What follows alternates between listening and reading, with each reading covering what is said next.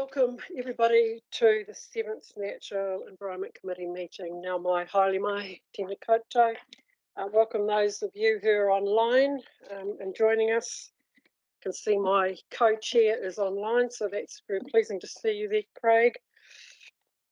We are running a hybrid meeting due to COVID-19 alert level restrictions, and this means there is no public gallery at this meeting.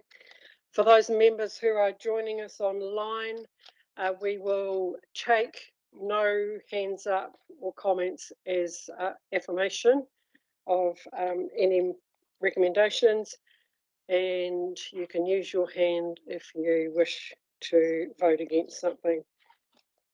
I have been informed there is a quorum present, and I'm pleased to declare the meeting open. Before we do that, I'll just acknowledge that we have got media online today. Kala McDuff, the senior reporter from Stuff, is joining us. Can't see Kala there, but I'm presuming she is. So there has been no change of business, so we will be running through the agenda as it's listed there. And I will now ask Councillor Pauling to open the meeting with a Mihi whakatau, followed by the Karakia. Kia ora, Craig. Ai tēnā koe, Claire. Tēnei te ruru te kaukau mai nei ki hai mā whitiwhiti ki hai mā rakaraka tūpoko nui o te ruru, te reko he pō, he ao kawatea a tihei mauri ora. A te mihi tuatahi ki nā atua kaharawa, a ho mai o kaha, ho mai o aroha ki a mātou i tēnei wā, i nā wā ka tōhoki, e nā atua tēnā koutou. A ka huri au taku whakaro ki nā tini aitua, ko wehe atu ki te pō, ai e nā mate, o ia marae, o ia takiwā, o ia motu, o ia whenua, moi mai, oki mai. I tēnei wā, ki te whānau o Tūhuru, i te tai o Pautini o Taitapu hoki, ai nei te mihi aroha kia rātou, mō tō te wehinga o tō taua, ai, tēnei te mihi aroha. Āpiti hono tātou hono, rātou kia rātou, āpiti hono tātou hono, tātou kia tātou, tōnga ora, nei te mihi kia koutou, nau mahara mai ki tēnei hui o tātou, te hui o te kaunihera taiao ki Waitaha, te komiti taiao, tēnā koutou, ki nā kaimahi, ki nā kai kaunihera, ki nā manuhiri, kua tai mai nei i tēnei rā, tēnā koutou, ki a Martin, ki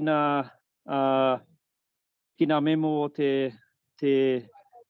nā kai rauhi papa, QE2 Trust, nau mai hara mai, ki nā memo o nā rōpū, OTOP, hakatere, zone committees, tēnei te mihi kia koutou. So just welcome everybody, and just reiterating the welcome of Claire, and thank you for being here today. I'll do Karakia now to open our meeting. Whakataka te hau ki te uru, whakataka te hau ki te tonga, kia mā kina ki uta, kia mā taratara ki tai, i hea ki ana te ata kura, he teo, he hoka, he hauhu, a tihei mauri ora. Kia ora tātou. Kia ora, Craig. We'll now move on to apologies. We have received apologies from Chair Huey for today's meeting. We have received an apology from Timatanga for lateness. He will be joining us online shortly. We have online councillors today. As you can see, we've got Councillor Pauling online, Councillor Hands, Edge, Marshall, and Timatanga Councillor should be online as well. Okay. Is there anybody that I've missed off there? I've got Chair Huey as being an apology for the whole meeting. Yeah, thank you. If there is no further apologies, I'd like those to be received. Okay. Conflicts of interest. Are there any conflicts of interest to today's agenda?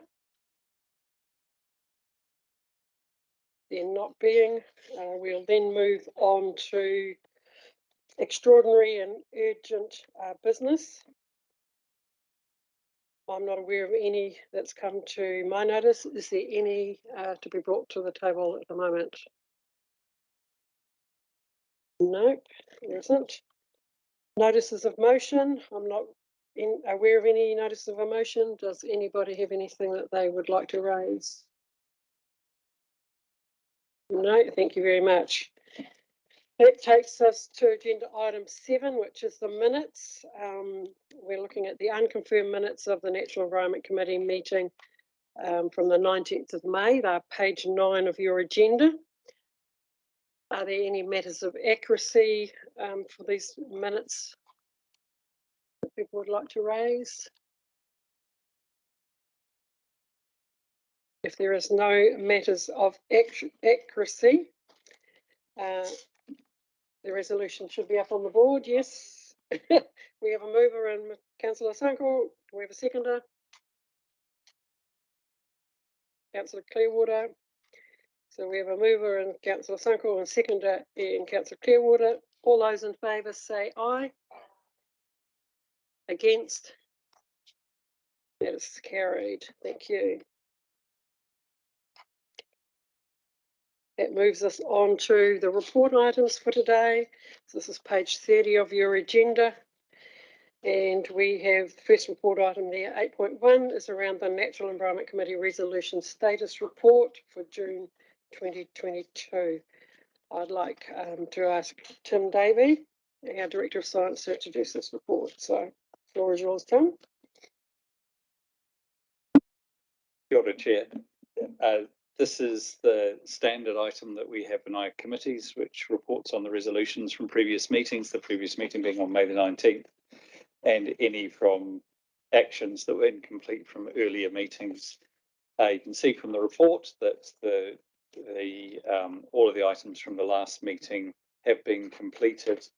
And on the second page, on page 33, there are 3 items from previous meetings which have now been completed. So, excuse me, the first item on page 33 is part of this meeting, and will be picked up in this meeting and following on from here. The Wallaby Control Program workshop was held in early June, and the report of the water quality came to the last meeting. And just to, as one final thing on those water quality reports, the long-term trends in surface water and groundwater, to note that they were also presented to, the same papers were presented to the regional committee as a subcommittee of our council, and the regional committee connected to the Canterbury Water Management Strategy. Kia ora. Hello, Tim. Now, is there any questions of clarification? Sorry, Councillor Clearwater. Thank you, Chair. Tim, could I just ask you through you, Chair, on page 33, the Wallaby Control Program. So, like, and clearly you indicated that the earlier workshop had been delayed. We've held that, but I just wondered, with the part 2 about prioritising our advocacy work with central government, is that like an ongoing kind of advocacy, or have we got a plan about how we do that?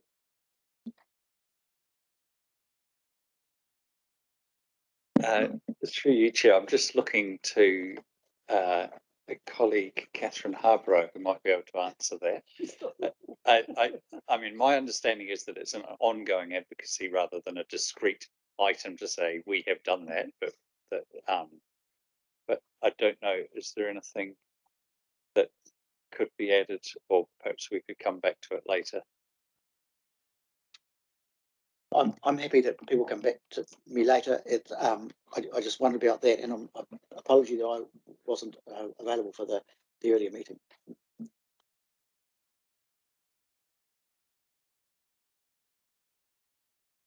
Councillor McKenzie. Yeah, Madam Chair, and a follow-up question to the Wallaby Control Program. At the Audit and Risk and Finance Committee meeting, a question was asked about any potential financial liability in terms of trying to complete the program and not having enough money. So my question isn't that. My question really is there a, when the program money runs out, are we expected to have wiped out Wallaby, or, you know, I mean, when the program finishes, do we just stop saying that as more funding comes in, regardless of the effect we've had on the Wallaby population? Is there a finite end, or is it a sort of a loose agreement in terms of completion? I think we'll go to Catherine. She looks like she's going to answer this one.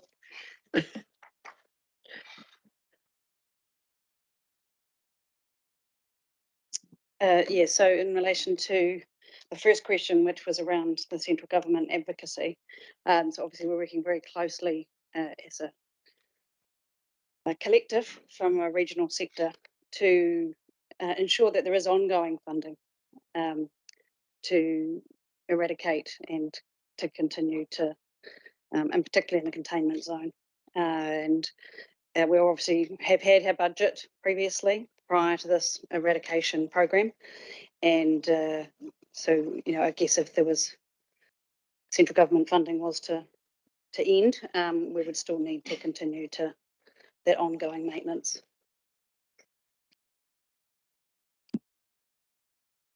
So Scott. And surely that's the point, Madam Chair, that the latest initiative, or the initiative for Wallaby control, is a national initiative based around Bay of Plenty and also around Canterbury.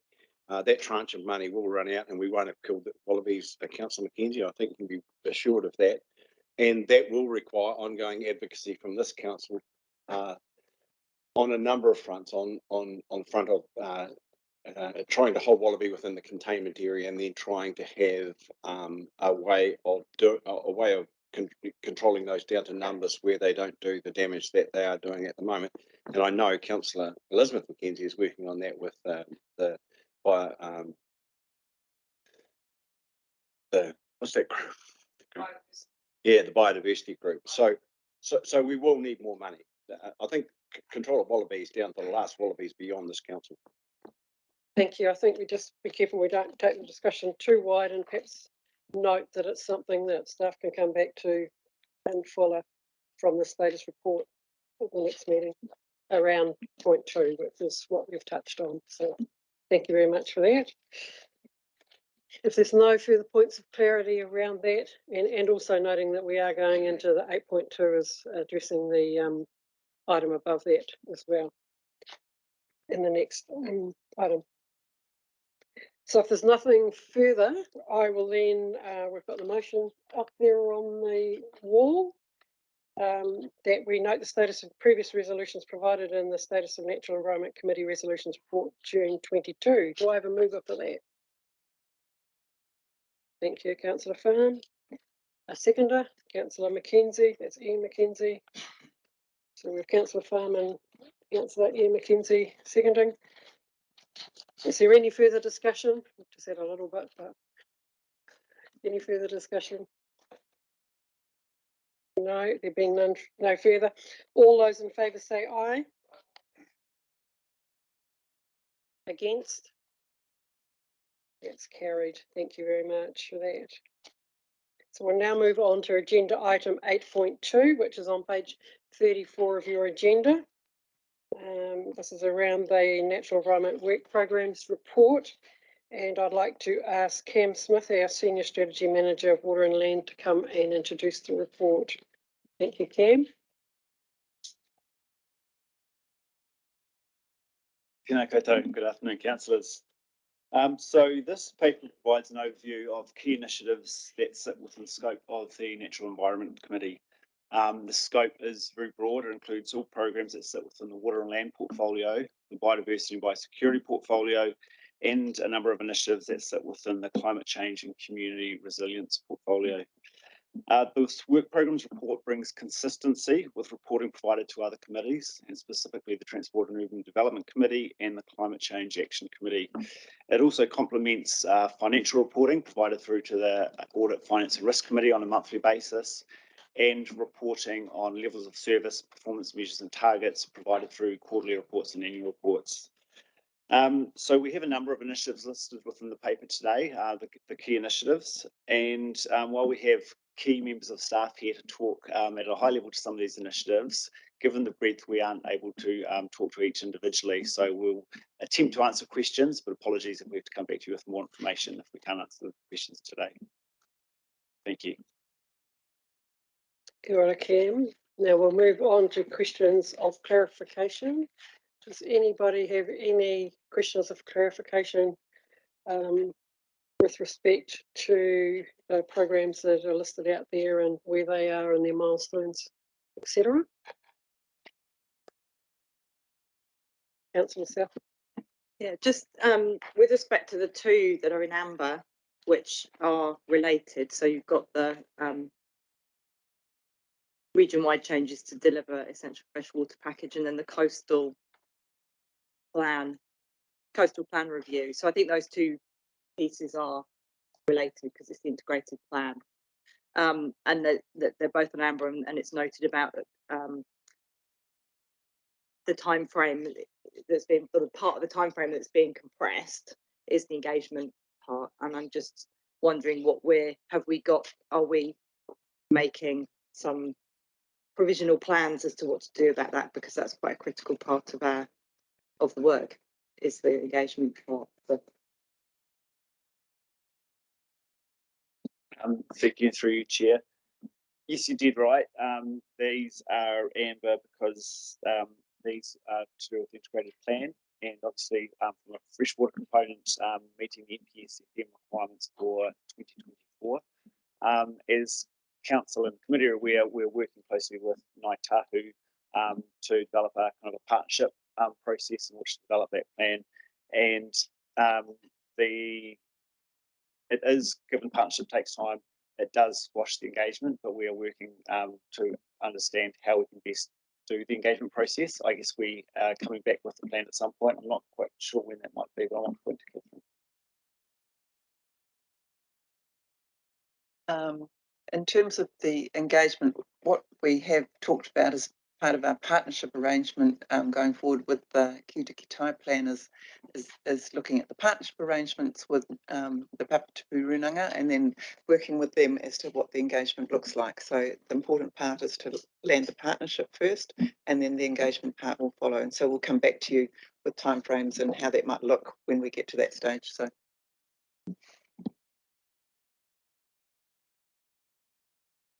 Councillor Scott. So I've got Whaki and you. So my question is in the same vein, I guess, as Councillor Southwest around the amber nature of that, the delivery of essential fresh water. And I guess it's amber and the compressed nature of that is because we've got a hard date at the end of that. So my question is when does 2024 look critical? We've got some milestones we need to meet, and and we're making progress towards those. And we've got a Wānanga on Friday actually to talk about these things. But to me, 2024 is, I would like amber. I would be like sort of amber with a tinge of red on it, from my perspective. Have you got a view on that? And sorry to put you on the spot. Is that role for you to answer, Cam, or is there other staff member that may be more appropriate? Yes, it's certainly something that staff are working are watching very closely, and in terms of the executives' knowledge and consideration of that in the working teams, we're all very aware that the time pressures are coming on, and we're working as closely as we can to manage those risks. I know Andrew, as the planning manager, is thinking very hard about what that looks like coming forward, but I think I will just reiterate the importance of the partnership and getting the engagement as part of that partnership governance discussion as we go forward. So yeah, very mindful.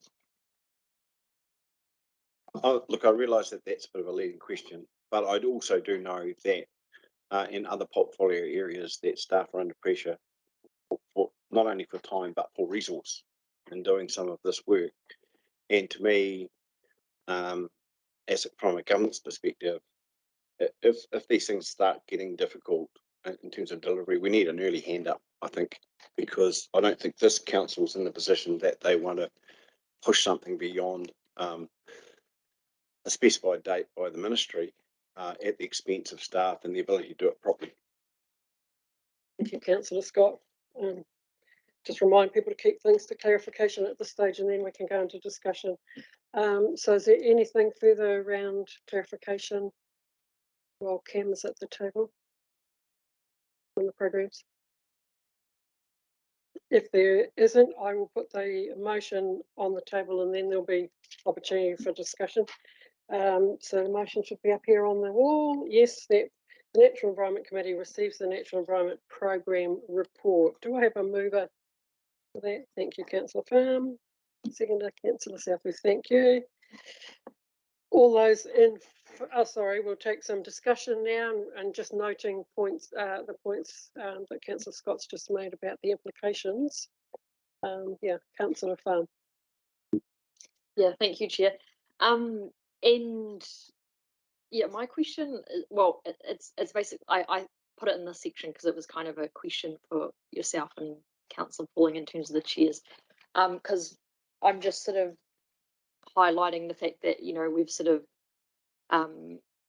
as a council, felt like the biodiversity aspect of this committee is sometimes a bit lost. And I was just wondering if there's an update on sort of any conversations that are happening in this space to either give it more visibility or I'm not sure, because I just sort of had some ideas. Thank you, Councillor Farm. I will hand over to our the director, because there has been some discussions around our program for the following meeting. So perhaps Tim, you can just this hand's going. The back row might provide some comment. Catherine and I have been having some conversations about that because we're very well aware that you haven't had the visibility that you wanted around the biodiversity portfolio. So we're having a bit of a staff think tank while you're on leave, and we'll come back to you with some thoughts about how we improve the visibility of biodiversity in this committee, working with Cam as well. Awesome. Okay, that's great to hear, because I mean, I guess it was really just seeing the programs that sort of sparked that comment / question. And I just thought maybe one way could be to kind of, although we have climate and community resilience portfolio sort of weaved through this as well, could be almost like an alternate, like water and land and then biosecurity focus is probably what you're already discussing and thinking about, but I just sort of flag it. Thank you. You are correct. That is one what we have been working with as co-chairs and with staff, but we only have limited time and relatively infrequent meetings at 6 weekly now, more frequent than they were, of course. But yeah, just trying to fit everything in that we want is sometimes we have to prioritise. But biodiversity is very much being kept at the fore, certainly by Councillor Pauling and staff and other, you know, people as well, such as yourselves. So it's definitely not off the radar, Lan. Thank you. Okay, you'd like to comment, Tim? Look, just to comment in terms of today and this report, although Cam's produced the report, there are staff online to answer any questions around this reporting and on the biodiversity. So please don't feel like you have to restrict it to Cam as the water and land portfolio manager. It is, there are people. So. Okay, Councillor Scott. The one thing I've always struggled with biodiversity is our statutory responsibility for biodiversity. And, you know, I might be 100% wrong here, but some of that responsibility for terrestrial biodiversity rests with territorial authorities. And so when we talk about biodiversity, we tend to have this all-encompassing talk about biodiversity.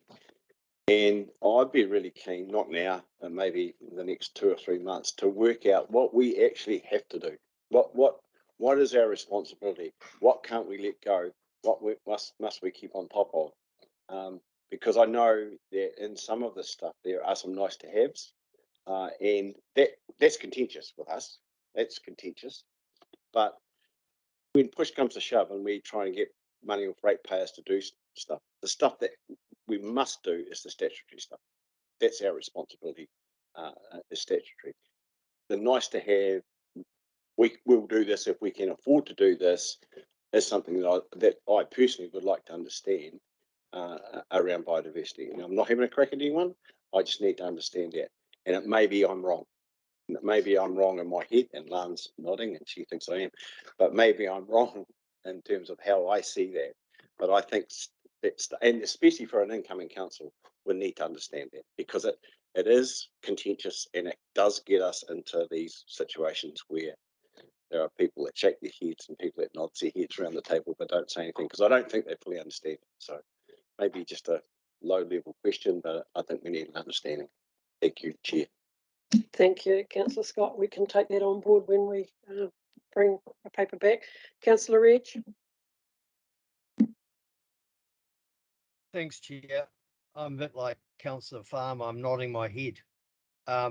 We do have responsibilities. There will be some statutory stuff, but just about every legislative document that's come to us recently has inferences to our responsibilities to look after our biodiversity. We have a strategic direction which calls for regeneration. It is a priority, a transformational priority for us. I've never liked the term, the feel good sort of stuff. It's not. It's critical to our existence on the planet. So it is really important. It will be good to have those discussions and clarify that a bit more. We do need to understand it, but we can't lose sight of it. Previous councils have said that we go for a step change in biodiversity and our attitudes to it, and it's really important that we continue with that. So I'm really keen for discussion, and perhaps the staff who are thinking about it, maybe a few councillors could assist in helping them through that process as well. But it's good to see this program gives a real easy way of keeping track of things. So yeah, looking forward to some discussions on biodiversity. Thank you for that. If there is no further discussion, if there's no further discussion and the hands have gone down, we've got the recommendation up here on the board, moved by Councillor Farm and Southworth. All those in favour say aye.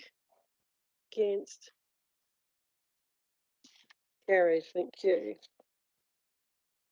Right, we'll now move on to agenda item 8.3. So it's page 40 of your agenda. Somebody grabbing Alex and our visitors. Pam's going to go and do that. Thank you. For those of you online, we're just visitors are being invited in. I'd like to ask councillors, members to just use their masks while we've got these visitors, please. I'll just, sorry, unmask. Can we just take an adjournment for, say, 5 minutes until we just get the accompanying staff in for Judith? Okay. So back at 2022. Okay. Why is that coming back on me? Thank you very much. I won't apologise for the adjournment. We've just had an adjournment to rearrange our agenda due to the fact that the speakers for item 8.3 have been delayed in arriving in Christchurch, as I understand it. So we will, with your approval, the chair has decided that we're going to go to 8.5, and we've got, which is around the intensive winter grazing. So it's page 59 of your agenda. We've got Judith Ilgule in the room here, who's going to introduce this report, and I see Sarah Heddle and Tammy Woods are online as your support team. Ellen arrives, I'm not sure whether she's there yet, I haven't seen her name, but she'll be welcome through. So Judith, it's over to you to present this paper. Thank you. Kia ora everyone, and thanks for the opportunity to present to you today. Look, I'm stepping out to help the team. We've got a few illnesses, and thanks to Tammy and Sarah for joining online. And Alan Williamson, who was one of the authors of this paper, is away actually at a workshop with Ministry of Primary Industries on intensive grazing right now. So I'm present this paper as read through you, Chair, but there's just a couple of key points I'd like to highlight as we go through. This paper talks about the multi-year program relating to intensive winter grazing. It looks at the current program but has an eye to the future. The changes that come into effect with intensive winter grazing through the National Environmental Standards for Freshwater create a different environment than the one we've had in place over the last few years. Under the Land and Water Regional Plan, intensive winter grazing was recognised as a high-risk activity and hence triggering a farming land use consent in certain circumstances, and it was associated with cattle grazing on forage crops. In the Land and Water Regional Plan, there were no specific rules relating to intensive winter grazing, but rather demonstration of good management practices, such as buffer zones, critical source areas, and re-sowing through the farm environment plans and subsequent auditing. The National Environmental Standard for Freshwater creates a change in what is classed as intensive winter grazing nationally, and specifically for Canterbury, given those previous classifications in our Land and Water Regional Plan, and that's broadened. It now includes any livestock grazed on forage crops between May and September, so can include sheep and deer. Thus, it's going to require a greater proportion of our farming community to demonstrate their management to this activity in the future. The National Environmental Standard introduces specific rules relating to intensive winter grazing. I referred to before that our Land and Water Plan didn't have specific rules. These relate to buffer zones, critical source areas, re-sowing, but slope and area in particular. Some of these are encompassed within our existing framework, but some are not. Given the changing requirements for this activity, we are transitioning our approach in relation to understanding and monitoring this activity and increasing awareness about the new regulations in the community. This year, a key part of this is the opportunity to introduce a trial flyover to assess winter grazing activities. So that's going to be specifically in the Waimakariri zone, and the flight is due to occur in mid-October, depending on weather. Last week, messages regarding this trial flight went out from key industry and stakeholder partners, and as part of our working with industry to communicate this activity. And an ECan flyer will be hitting the mailboxes in the Waimakariri zone from early this week. Adverts in local papers will follow. The intent is that flyover approach will inform part of our broader requirement to do more monitoring on intensive winter grazing in the future and how we might look at that across the region in future years. So the rest of the details, I'm happy to take any points of clarification. Thank you, Judith. So just reminding councillors that we'll take points of clarification and then we can go into the discussion after we've moved the motion. So clarification, does anybody have any? Councillor Farm? Yeah, thank you for this paper. I was just interested in the timing of the flyover. Would you be able to comment, and this might show my lack of knowledge with winter grazing in terms of the assumption that it is over sort of the winter period, but you mentioned mid-October. Oh, sorry. Okay, sorry, mid-July. Sorry. Well, that's been clarified then. Thank you. But I guess my follow-up question to that then knowing that it's mid-July, is just the comment about there being no photos or film taken, and that's cool.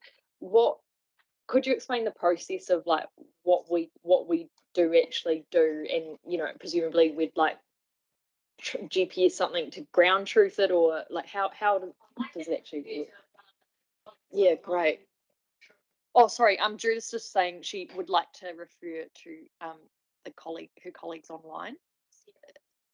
If Yep, Sarah's in a position to answer. Thank you. that's yeah, that'll be me. Sorry that I can't be there today in person for this due to being in isolation myself. So we have gone with that after working through with a select key group of people in the Waimakariri zone, and those are some of our key industry and stakeholder partners. It was due to a bit of feedback around just, how we're doing this as a trial and what this means on the ground, and kind of getting it a bit more socialized out there, but also to just working through the process of how we capture that data, what it looks like from an internal point in storing and things like that. So we went down the line of saying, actually, we won't do photography or video this year. So what it will be done is through visual analysis from up in the plane. We will be doing GPS points, and with those in the plane, they'll be looking at, where those farms are located in relation to that GPS point. So just being aware that the plane will be flying in a certain line, so the GPS point may not be on the exact farm that they're looking at, or the exact winter grazing area that they're looking at, but those in the plane will be making note of where they are in relation to that point. Does that help clarify? Thank you, Sarah. Yeah, and then presumably there's follow-up in terms of if there were areas of concern, some ground truthing or that kind of investigation.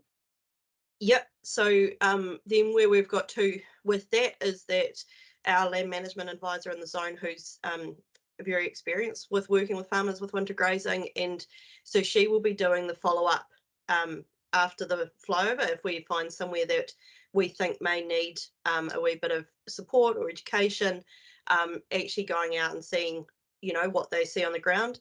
What we've heard from some other people and other councils when they've done this, that quite often what they see in the air can differ from what they see on the ground. So which is why we would always ground truth something, as part of the follow-up. And then we will look at what that follow-up looks like. We are taking an education focus this year and utilising our good management practice framework, plus also, be educating on what the rules are coming up later in the year. And this is because this is a trial, so this is not just a trial for us, it's also a trial, how this works out in the community. And we have actually we are going to have someone in that plane from that group as well. So there'll be a number of people in the plane. Three of us in the plane, I should say. Cool. Thanks so much for that, Sarah. And sorry, just one more follow-up question in response to that. Just the education focus, which you clearly mentioned in the paper. I totally support that. Just also looking for assurance though that if there were areas of real concern where we would like our standard practices of compliance and enforcement would come in. It's not that it's education no matter what, or can you expand a bit more on that?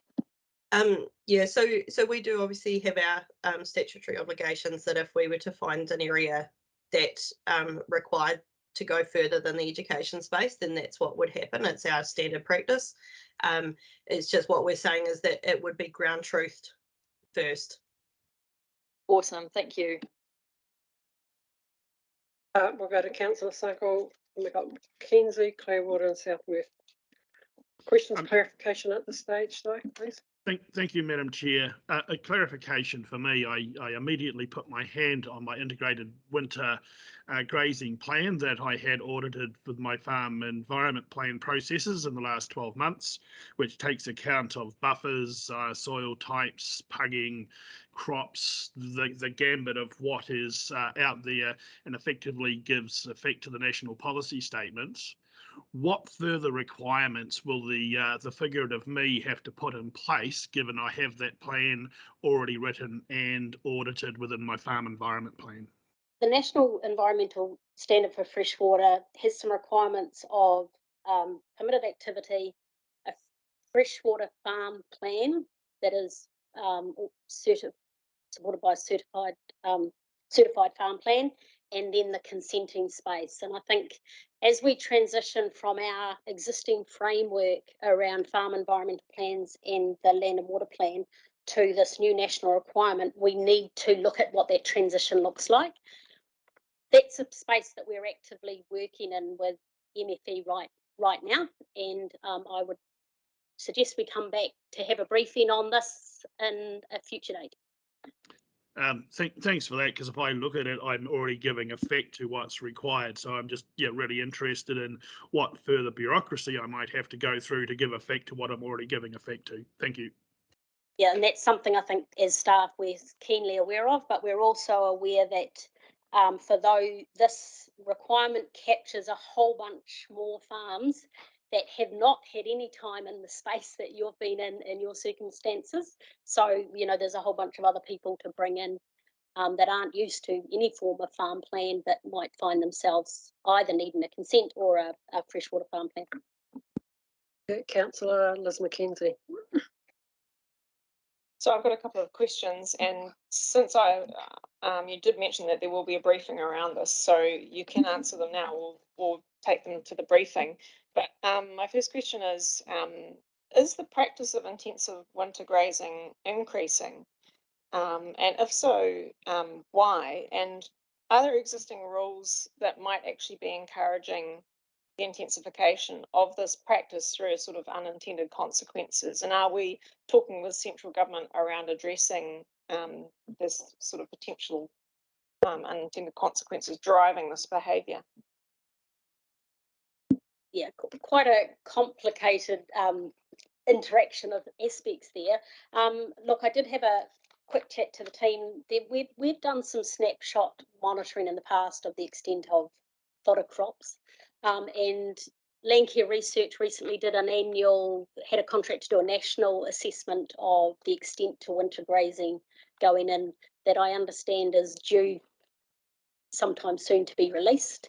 But given the trend over the past of increasing focus of dairy herds and the fact that in winter we don't support, many of the farms don't support good grass growth over winter, the need for, proportionally the need for winter grazing has increased over that period. So just from a change in farming land use, and I think there was a Stuff article that recently touched on that recently. So intuitively, yes, over time, intensive winter grazing, especially in relation to cattle, has increased.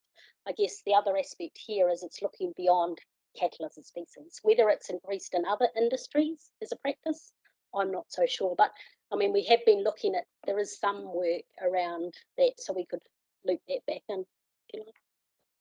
Sarah, would you like to make a comment here? I see you've lit up. Yeah, I'll just add to what Judith has said around the fact that there is a condition in the National Environment Standard for intensive winter grazing that actually restricts the use of further intensification of the practice. So it states that if a farmer wants to go beyond the maximum area that they were doing between 2014 and 2019, then they do actually have to apply for a consent. That's it. There is no other option. They're either under that limit or they're over. So if they want to do that, then they're following the intensification consenting pathway. So just hopefully to give a bit of assurance about that is hopefully capped at this level, and for anyone to go above that now, they would need to apply for consent.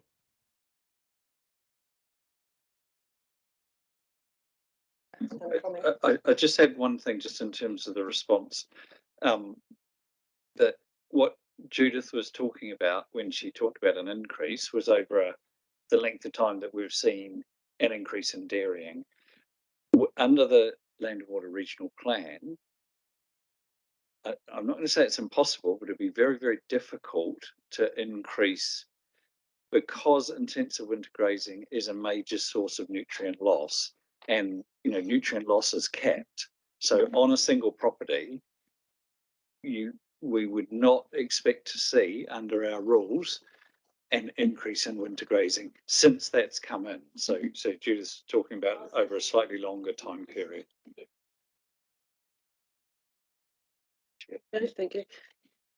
Councillor Clearwater.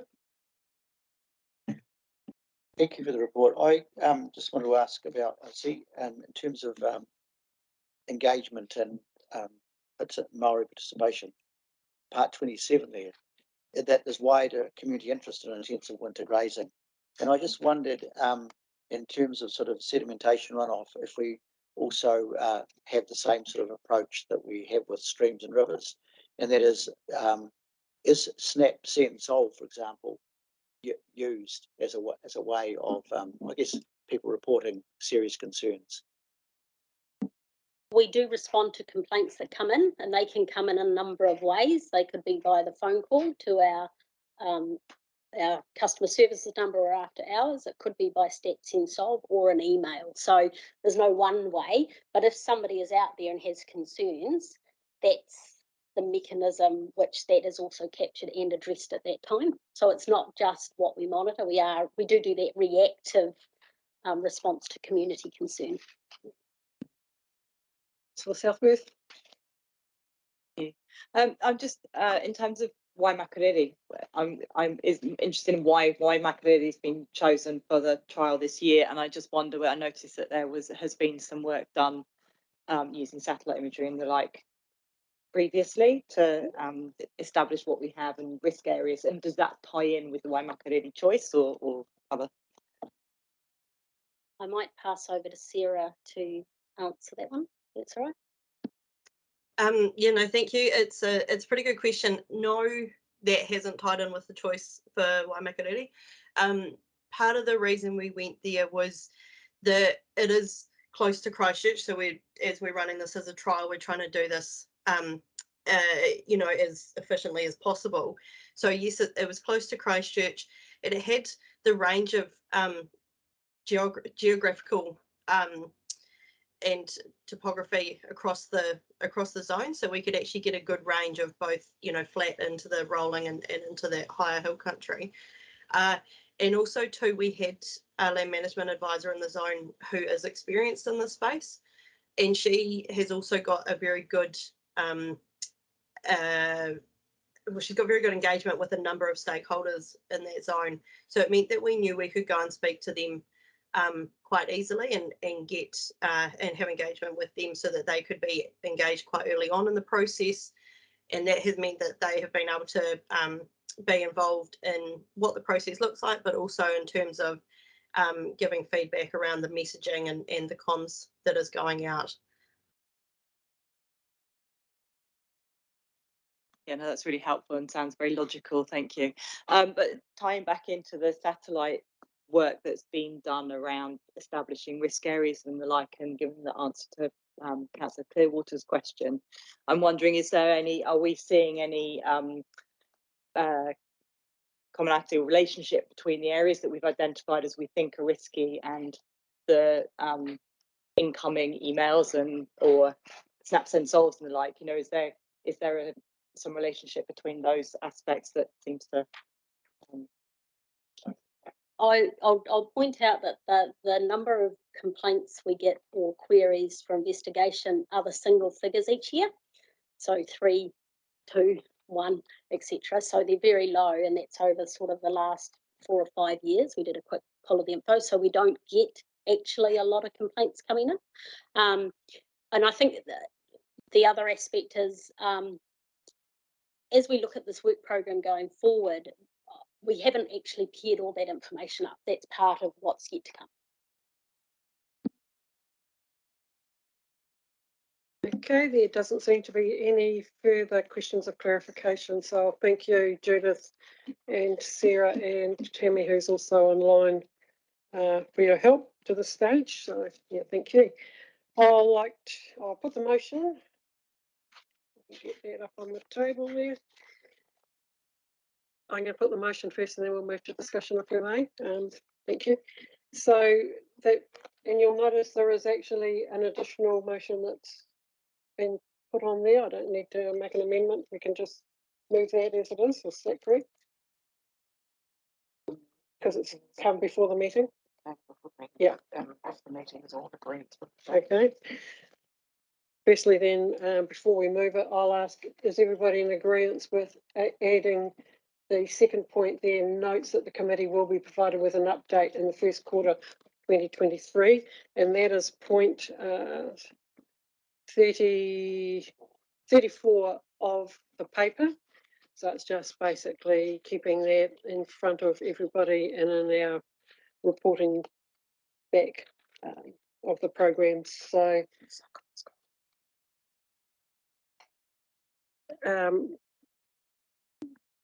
you moving or seconding it, or have you got a question? Happy to move. Okay, thank you. With your approval, Councillor Scott, can I have Mr. Suckle as the mover and you as the seconder? Thank you.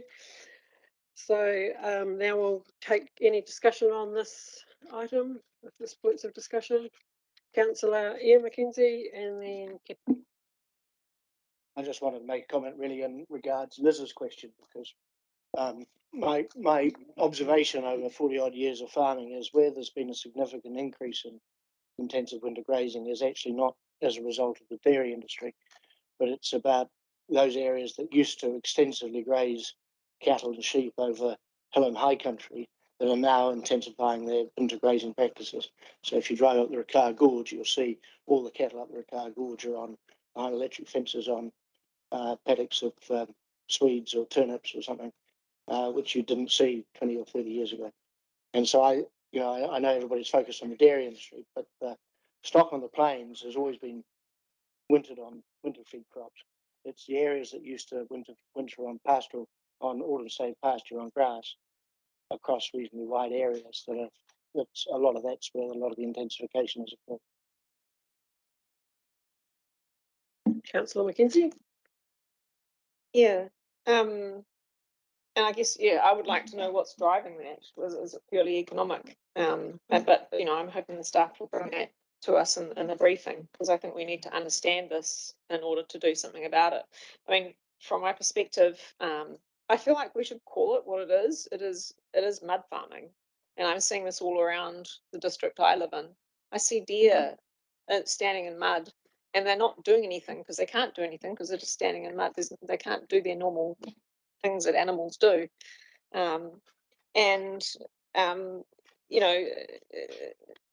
there's animal welfare issues as well as sediment loss issues and degradation of the soil as well. And so I'd really like to understand whether this has come about because of perhaps unintended government policies, or whether it's economic drivers, or exactly what it is, because I'm worried that what we're doing, are we doing enough? Is it going to be enough? I feel like we need a lot more information in this area. So yeah, thanks. Okay, I feel like I need to say something here. I think this is it is important, and Liz has highlighted a question. Councillor McKenzie's highlighted a question here. And it does build on from Councillor Ian McKenzie's comments. I think there are system changes. I'm not sure that it's entirely a economic driver. I think there is a combination of attributes, including animal welfare, and including the fact that we are having more periods of long dry autumns, and therefore that is actually limiting the amount of pasture that farmers can actually push forward in many areas across Canterbury particularly, and I suspect in other areas as well. So in many ways it's possibly a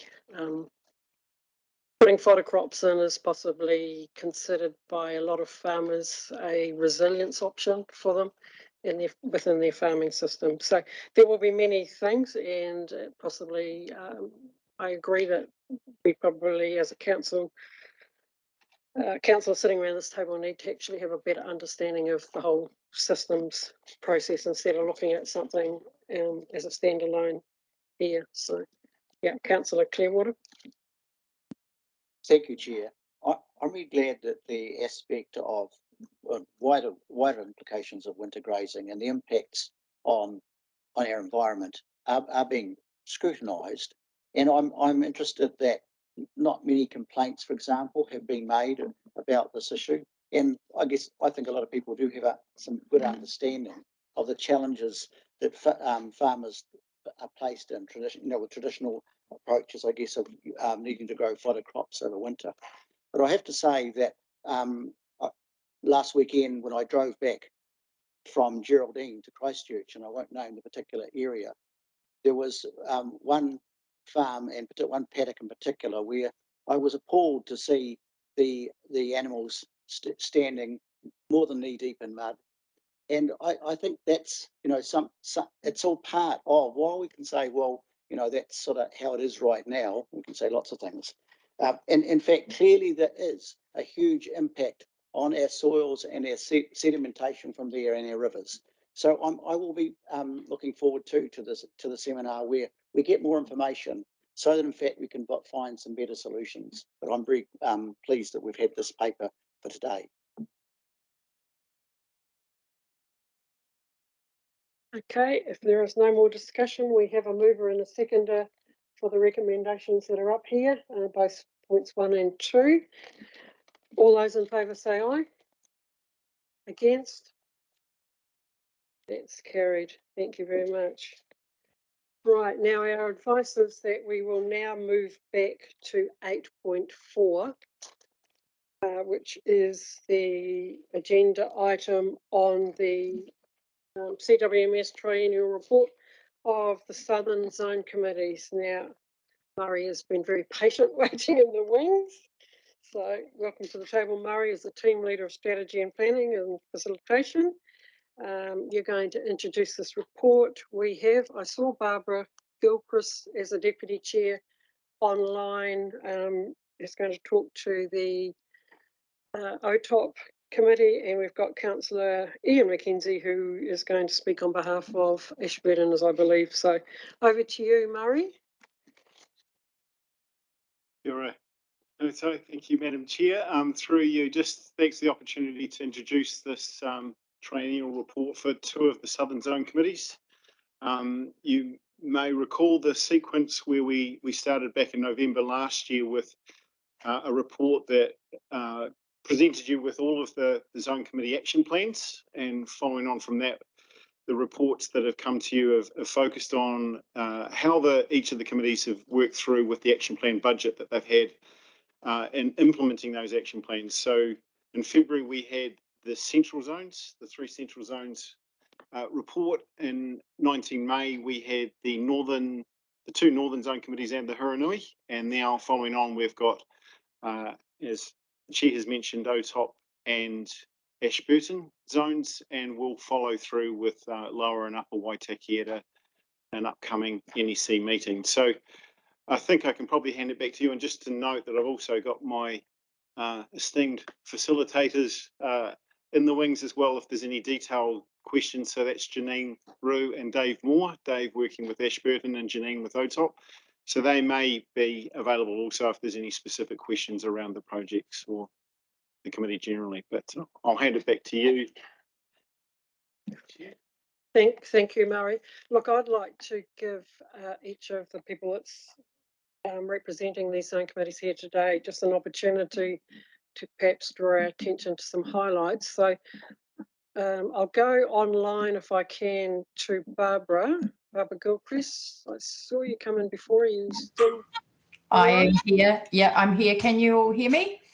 We can. Thank you, Barbara. I'll turn this off. And if you'd just like to take the opportunity that I'm presenting you with to perhaps just highlight some of the key things out of your zone committee that you'd like to bring to our attention, and then we can perhaps ask some clarification later. So please stick around. Thanks a lot. Thanks very much. Thanks for having me here today. I think it's been a pretty exciting year actually for the OTOP Zone Committee after all those years of all that planning work. It's been really nice to be able to get out and actually do some work on the ground.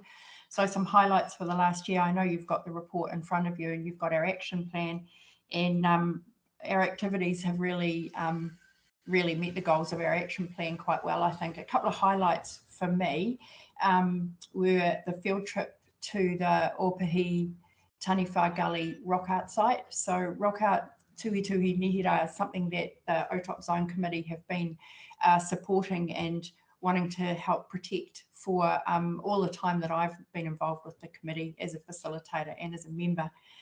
So it was really exciting for people to see the value in the rock art sites and the huge importance of protecting them and why they're such a taonga for us here. That was a real highlight, and I think that everyone who attended that day left feeling really privileged to have been there. It's a really special place, and we have so much rock art. We've got hundreds of rock art sites around South Canterbury and North Otago, so showing people the value and protecting those and the harm that can be caused by human activity was really important. So, and that was something that we'd recognised in our action plan. Another really important thing and a real highlight, I think, there's a lot of concern about drinking water. And so our drinking water roadshows were a really great way to connect with the community and for people to be able to bring their well water and have it tested for nitrates. It's been quite topical. It's been in the news a lot. And we had really good interest in that. We had a total of nearly 90 samples, and so each of those came with a person attached, which was great, and we had information for them that they could take home. We had sample kits for further sampling, and that was a really, really productive day. I think that officers did a really great job of organising, because it was fairly short notice, but we actually had great interest in it. So those have been two of the real highlights for me of this year, but I think everything we've done has been working towards our action plan. The new way of funding has served us really well. I think it's given us a lot more scope to do things that aren't limited to fencing and planting, and recognising that there are a lot of other ways we can support initiatives to help freshwater. So happy to take any questions, and I'm really relieved that Janine is in the background there, because if you've got any technical questions, I'm going to direct them to her. Thank you, Barbara. And if you feel like you are presentable and want to turn your video on, we're more than welcome.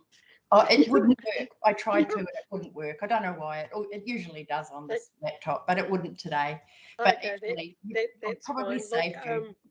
That's fine.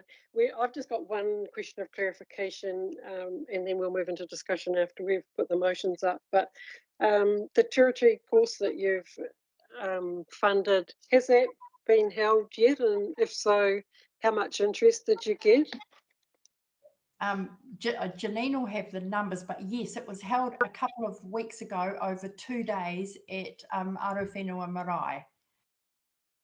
And I believe that the participants were welcomed with a pulphery, and that it was a really valuable session. But Janine will be able to fill in on the numbers. Good afternoon, everyone. Yes, so we did have our Te Tiriti training. It was the 13th and 14th of June. We had 18 confirmed attendees. Unfortunately, with COVID, it ended up being a confirmed number of 14 on the day, but really well received. And as Barbara has mentioned, included the pulphery and the marae visit, which really added to the day. So we were really pleased with that. Thank you, Janine. Councillor McKenzie. Yeah, I just wanted to add a couple of things. I'm on the OTOP Zone Committee. I just wanted to emphasise that actually our facilitator Janine Roux has been absolutely amazing, and it's really due to her hard work that all of these things that have happened with our zone committee. She's just been great. And I just wanted to mention two other names as well. The Burke's Pass Heritage Trust is mentioned there in passing, but really it was Jane and Graham Batchelor who started the Burke's Pass Heritage Trust. They did all that initial planting and all that work. They're the ones who really started this, and we've come in a bit later. And also I'd like to also just mention the South Canterbury Catchment Collective. Mark Adams and Lucy Miller have done a huge amount of work and been very, shown a lot of leadership in this area. Thanks. Thank you very much.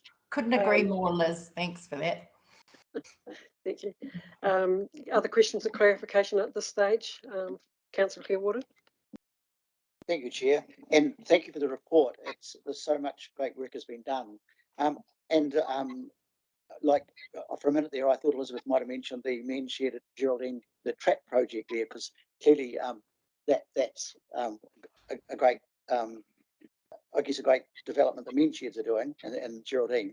I just wanted to ask in relation to, and also I think it's really great that you had the Water Roadshow event. Well done. I just wondered if you might have any I see 65 samples. I just wonder if you've got any indication that you could give us of the results of that project to date, or is it too early to ask that? Janine can probably give you, she might have sort of more set numbers, but we didn't, we were using the testing tubes, and we didn't keep a formal record of the results. We gave the results to the person who brought the sample, and we kept kind of a running total, but it was a fairly informal thing. But there were, in general, samples weren't of any concern. There was one with the most hideous reading, but it wasn't actually a drinking water sample. It was an old disused well in an old industrial site. So it wasn't in any way for human or stock consumption. And Janine or Liz, you might remember better, but there was maybe one that was slightly high, but most of them were in the low, definitely in the very low ranges, within the safe limits. Thank you. Yeah, I think if Janine, can you contribute on this? I think we can probably get more information for you from Janine. Yeah, I could just add to that. So we, as Barbara has mentioned, we didn't hold any of the data in terms of location or the specific people it was attributed to. So we've got some of the numbers which we've plotted in a graph just to give a sort of visual, I guess, but the main aim of the day was really around that education and allowing people to understand what the number meant. So we do have some graphs, but as again has been mentioned, the numbers were really low, even under the sort of 5, which is sometimes concerning with your blue baby syndrome. There were a couple in Temuka, and I think one in Fairlie that was slightly above, but none met the 11, which is the drinking water standard. Thanks, Janine. Thank you. Okay, if there's no further questions or clarification at this stage, I will now ask Councillor Ian McKenzie to perhaps just highlight some key points for Ashburton Zone Committee.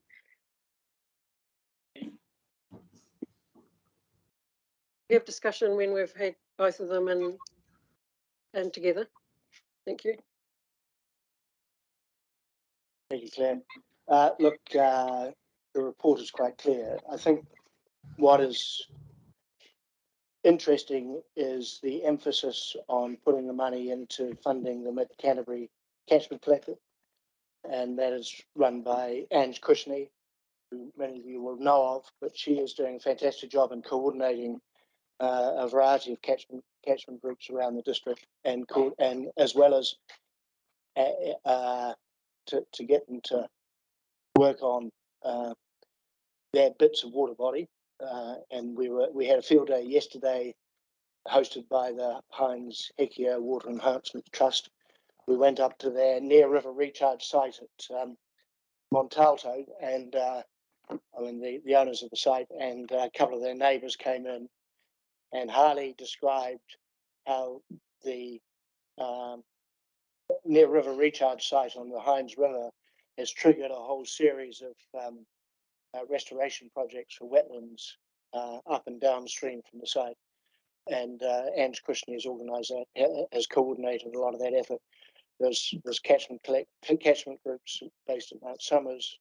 There's one on the Heinz River there, on the north branch of the Heinz, the south branch of the Heinz. There's one down in our area, and there are others over by the Ashburton River. So Ange has been doing a huge amount of work, and so I think the Zone Committee has a strong view that if you want to get stuff done, you need somebody who can go onto farms, encourage those farmers landowners to do the right things, and so you need somebody with that sort of credibility, and there's no question that she's got that credibility, and she's got some highly regarded local farmers around her to give her support in that area. She's also coordinated a lot of the schools to adopt various projects associated with which are within one or two Ks of any individual school. So she's bringing young kids. So I guess that's the main focus of what the catchment, the Zone Committee is doing. They've got a couple of other projects there which are listed. The nitrate sensor was going to be on and that was to create an artificial wetland on the bottom of O'Shaughnessy's drain just before it goes into the Heinz River, based on there's a one up in the Wairarapa, which I think Dairy New Zealand might have helped design. But they discovered that the site that they were given by the landowner was an old rubbish dump, and so they put the soil back on top and ran away as fast as they could, which some of us locals told them might happen. But they're still going to go ahead, and I've heard whispers that in fact that the new constructed wetland might be on one of my farms, but I haven't had any. Nobody's officially told me that yet, but other people, there's Chinese whispers going around, so I'm not sure. But so that's, although that specific $10,000 hasn't been spent yet, it's been earmarked for wherever they do fund a new site. Yeah, and the field trip yesterday, Vicky was there, which was appreciated with her making the effort to come all the way down. And I think it tried very clearly to highlight the multiple aspects of what the Water Enhancement Trust is trying to do in terms of meeting some of the aspirations of Plan Change 2. So between the Catchment Collective and the Heinz Hekia Water Enhancement Trust, they're the two main thrusts of actually delivering the water quality and biodiversity aspirations of PC2. Thank you, Councillor McKenzie. You've certainly answered one of the questions that I had, which was around the Ashburton Zone Committee and the collective and the coordinator role there. And it's obviously right across the district, which is great. And Angela would be a fantastic person.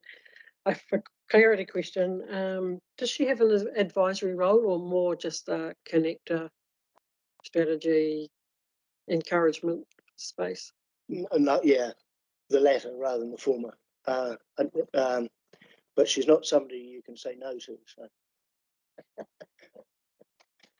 Does anybody have any questions of clarity with regard to Ian's comments for the Ashburton District Council? Councillor Clearwater.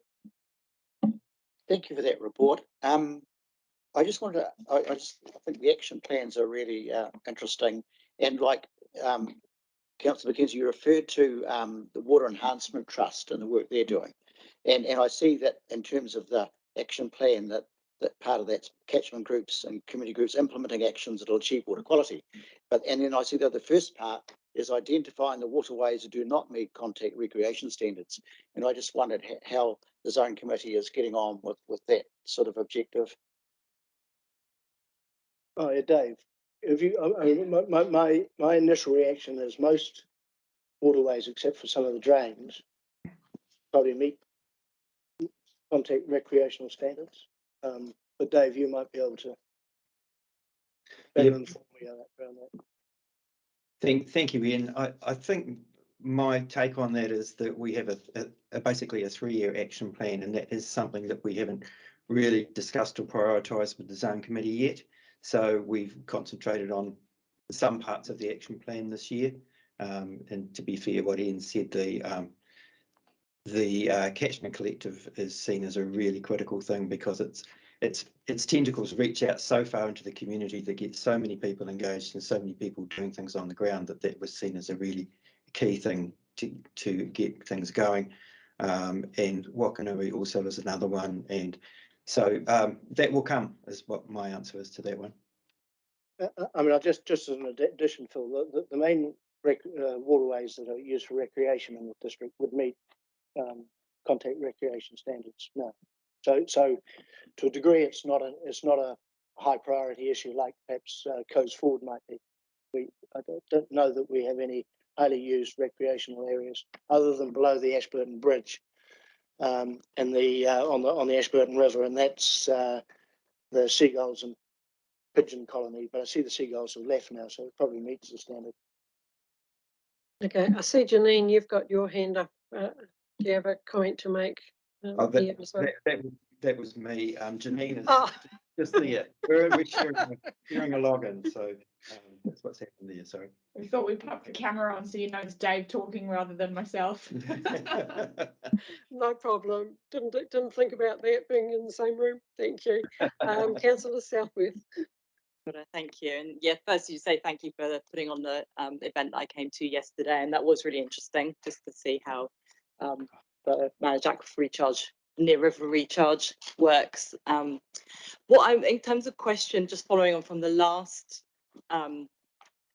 report that we had around the drinking water testing events, and I noticed that it's not something drinking water information sharing with private borehole owners isn't on the Ashburton list, but I did hear yesterday that there are pockets of higher nitrate levels in drinking, in the aquifers in Ashburton, hence the managed aquifer recharge and the like.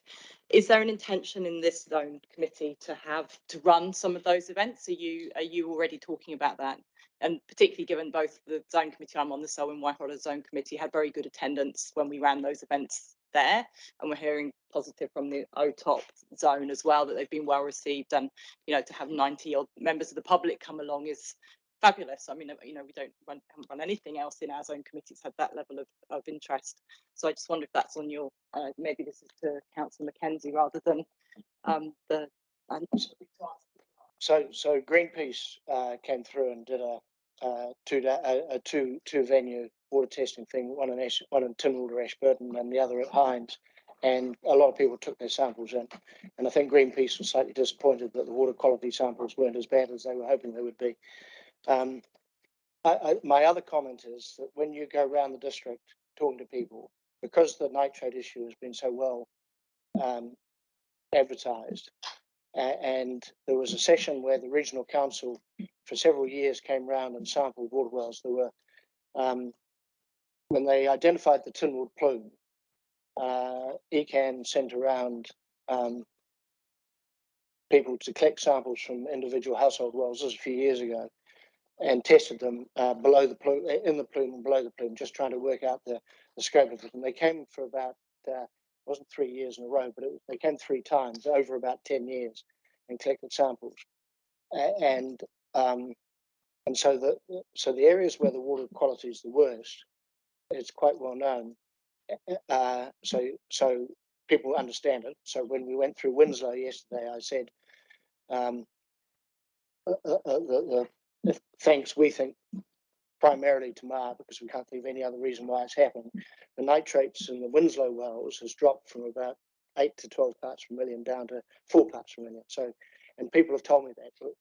We've got a block there, and all our neighbours, including my son-in-law who lives there, has told me that this has happened. And so people are testing and they understand what's going on. So so that's the second part of that. So I think it's a reasonably well understood issue, and I think a lot of people have already done it. So you could argue they're probably slightly ahead of the eight ball for a variety of reasons, and so on and further south.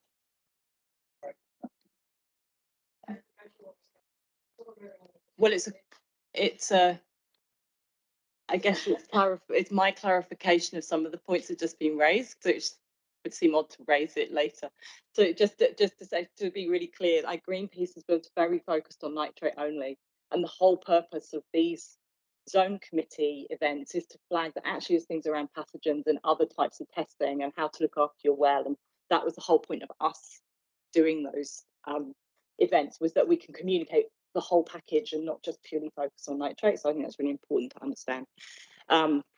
And in terms of the Tinwald, I know that's a very specific plume, and obviously that's been a piece of investigation, but giving people that opportunity who may be wider afield, who may just have a bit of doubt, uncertainty, it would be, I think, for the limited amount of cost that these costed, seems like anyway.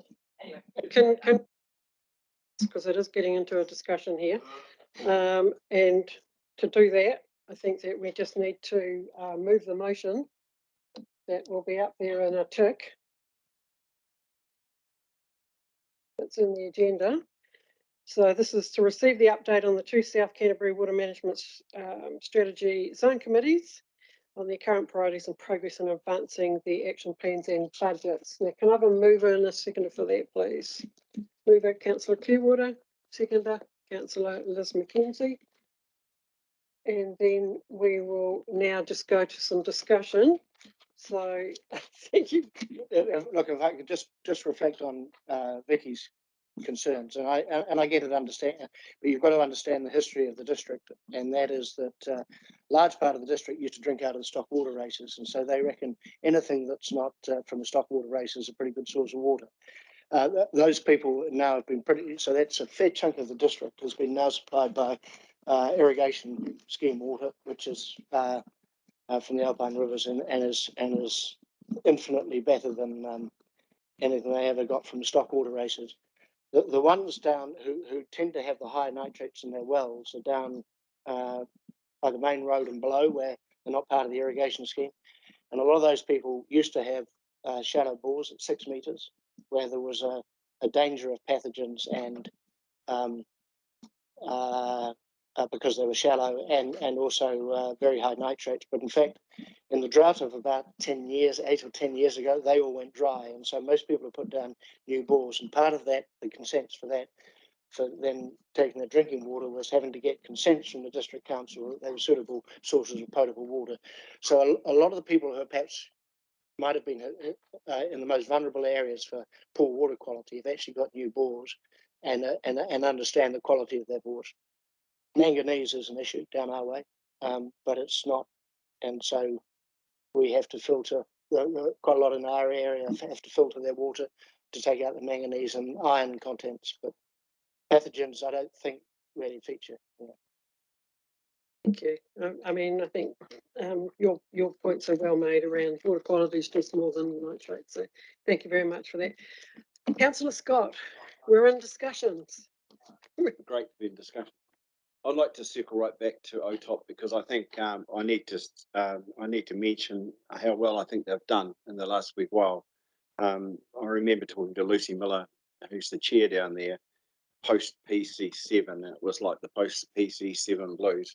But Barb, I think you've done a lot, in this last period, and I think you've done a lot of things that we probably wouldn't have thought of doing 3 or 4 years ago, and you'd be commended on that because I think that is, like you've said, and you used to be facilitator there, Barb, also, so you understand this better than anyone. I think you've done a range of things that put you in contact with the public, and especially those plantings that you've done up the Murray Rock Art sites are well overdue. So well done, and congratulations to OTOP, and also Janine, and I think Dave, you're there too, so well done. Thank you, Peter. Any other comments from the councillors? Okay, if there isn't, I also would just really like those of you who attend, I'd just like to thank you for coming today and representing your zone committees and the staff for their roles that they play in these zone committees. And Murray, who's still sitting at the table, thank you, Murray. And also the councillors that are actually on them and have spoken and represented them today. And I'd just actually ask that our thanks and appreciation is passed on to the chairs and committee members who aren't here today, and just thank them for the great work they're doing in their communities and in their districts. So if you can do that, that'd be much appreciated. If there is nothing else that anybody wishes to add, then we've got the motion up here, moved by Councillor Clearwater, seconded by Councillor Mackenzie. All those in favour say aye. Against? And that's carried. So thank you very much. Thank you very much for visitors that are online. Thank you very much. Enjoy the rest of your meeting. Thank you. Bye. Right, we'll now circle back to 8.3. Our plane has landed, but I'm not sure whether we've got folk. We might have. We've got two anyway. Yes, so if our councillors can just pop their masks on, that would be appreciated. Well, we've got visitors in the room. So we're on 8.3, that's page 40 of your agenda. Thank you, Alex. Alice, I think it is in the room. Sorry, I put my glasses on so I can see you there. We appreciate that we have delayed you coming in the hope that we could have Dan here as well. Maybe he still might arrive before we've completed. Oh, good. That's great. It seems a big ask for him to fly down and not get here, but we've left you till last to try and accommodate it, but never mind. So, Alex, are you leading this? I'll hand it over to you as the team leader of biodiversity and biosecurity and strategy here. So, I'm not sure whether you want to introduce our QE2 visitors. Sorry, I was just wondering, just for clarification, if he's 8 minutes away, like, would it be worth us just taking a break? It is our last agenda item. Would that be helpful? I think.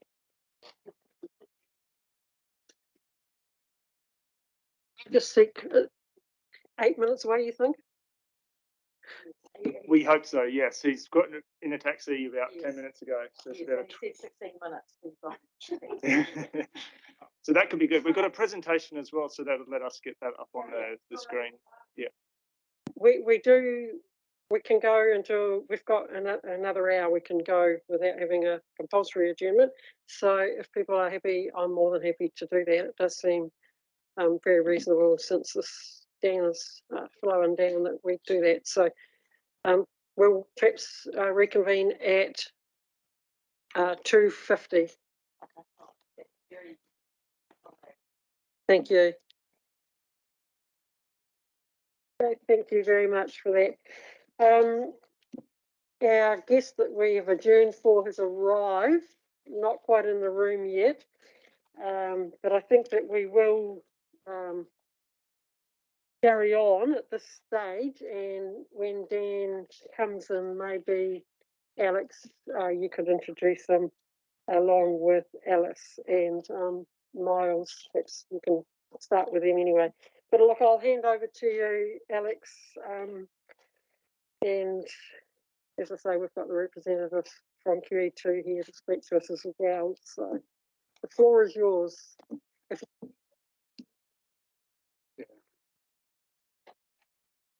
So thank you for your patience while we wait for the Christchurch fog to allow our guest to arrive. And thank you also to the other staff that I put out a bit by deferring this back down the agenda. I'm sorry about that.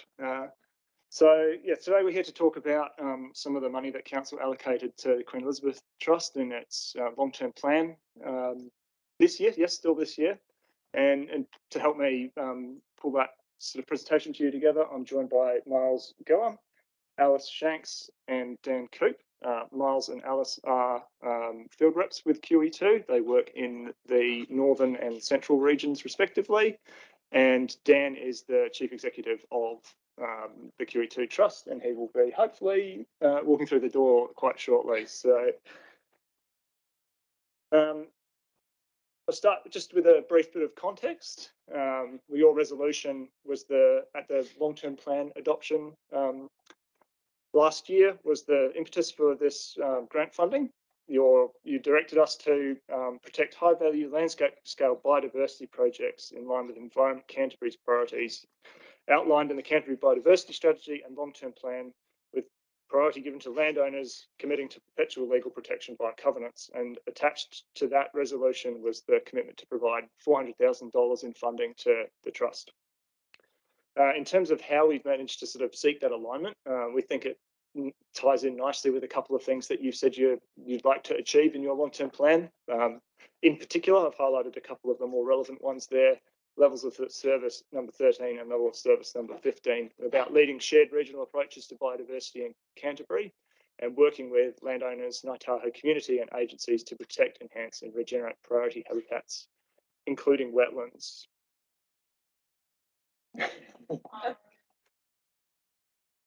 So, Hello, welcome, Dan.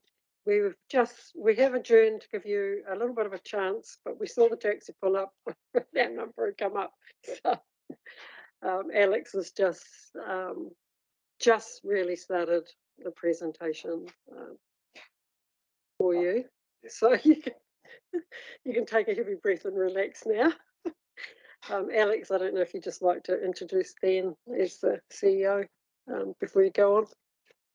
Yep, so this is Dan Coop, Chief Executive of the Queen Elizabeth Trust. So thank you for joining us, Dan, today, and glad we could make it work.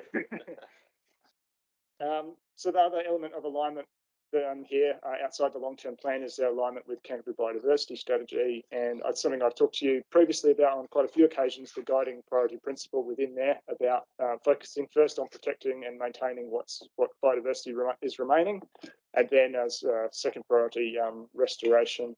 So the work that the Trust does is very heavily focused on protecting in perpetuity significant bits of existing, predominantly existing biodiversity.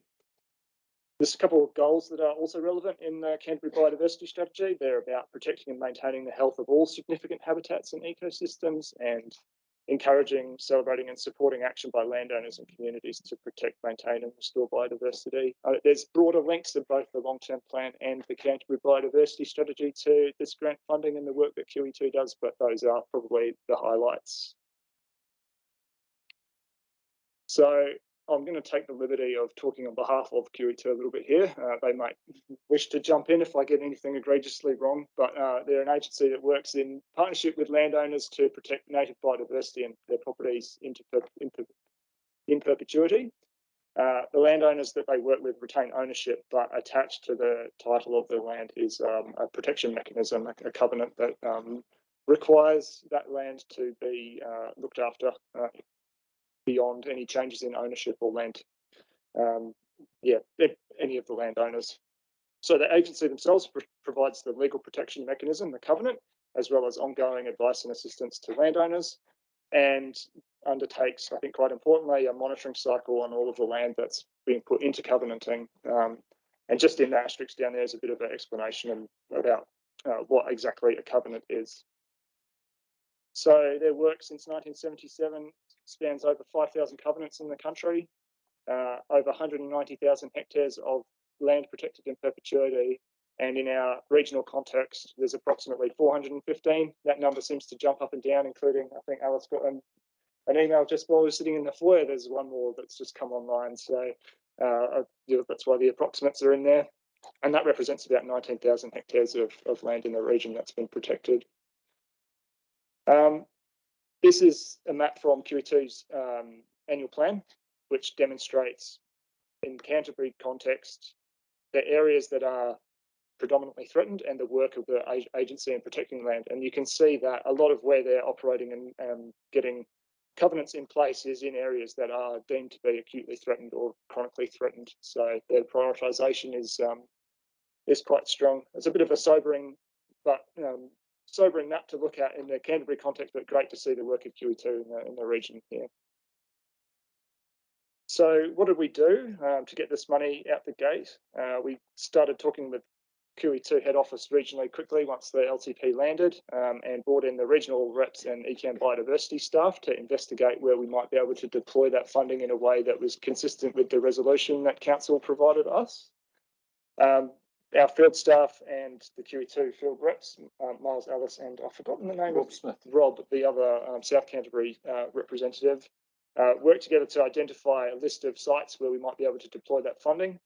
And in some, by the time we did actually finalise that list, we're now looking at contributions to contribute to the permanent protection of over 900 hectares of land in the region, which is some significant amount of the region, and quite significant when you weigh it against the amount of land in Canterbury that's been covenanted to date. So we signed a contract or collaborative agreement back in September after quite a bit more time than we expected, renegotiating what exactly was going to happen and the terms of that, as well as navigating through a new grant funding process internally. And that contract includes a whole heap of exciting things for us as an organisation as well, including how QE2 will report their progress into us so that we can capture that in our systems as part of the work that we've helped deliver. Just a bit more detail about what's in that agreement here. There's quite a bit of flexibility given that the nature of covenants can be that they are suddenly very hot and suddenly very not. For us, myself and the regional biodiversity lead, Sean Burkett, to work with QE2 to reevaluate that list of priority projects. I think given where we are now, I don't think that will be necessary. I believe most of the ones on the list that we've arrived at are pretty much locked in, so I don't think that will be required. And then, as I mentioned, there's some good reporting requirements in there that let us sort of take this as part of our broader biodiversity work program. There's requirements about health and safety, what might happen if in the event that these covenants not got off the ground and not delivered in time, and the terms about returning that funding, and some stuff that about the communications material and attribution to ECan as part of anything that's delivered by QE2 in that space, that we're recognised as a funding partner in when we celebrate those great new covenants. All of the projects on the project list are subject to sort of the standard funding split that QE2 operates under, which is that 66% of the fundings come from this source and 34% from other sources, and those other sources can be from the landowner themselves or from other grant streams or from other entities. So there's a mix of sites across the region, and I believe Miles will speak to a bit of a map of that later on, but you can see there a bit of a distribution where they sit roughly aligned with each of our mega zones and other QE2 regions. And there's a really nice sort of spread of protection that's been able to be achieved across the region, including protection of various different ecosystem types: forest, scrub, wetlands, herbfield, tussock and tarns, and for a variety of different biodiversity, landscape and recreational values. So this is the part of the presentation where I'll hand over to, I believe, Miles to kick us off, and he'll walk through probably some more explanation about the trust and talk in a bit more detail about some of the sites where this funding is being deployed. Very good. So this map you see here is of Canterbury. The pink dots are the covenants, the 10 covenants that have received funding from the current year. And they range from up beside the Waitoa at the north there, the Clarence River, down to South Canterbury. There are 4 in North Canterbury, 6 in Central Canterbury, and 2 in South Canterbury.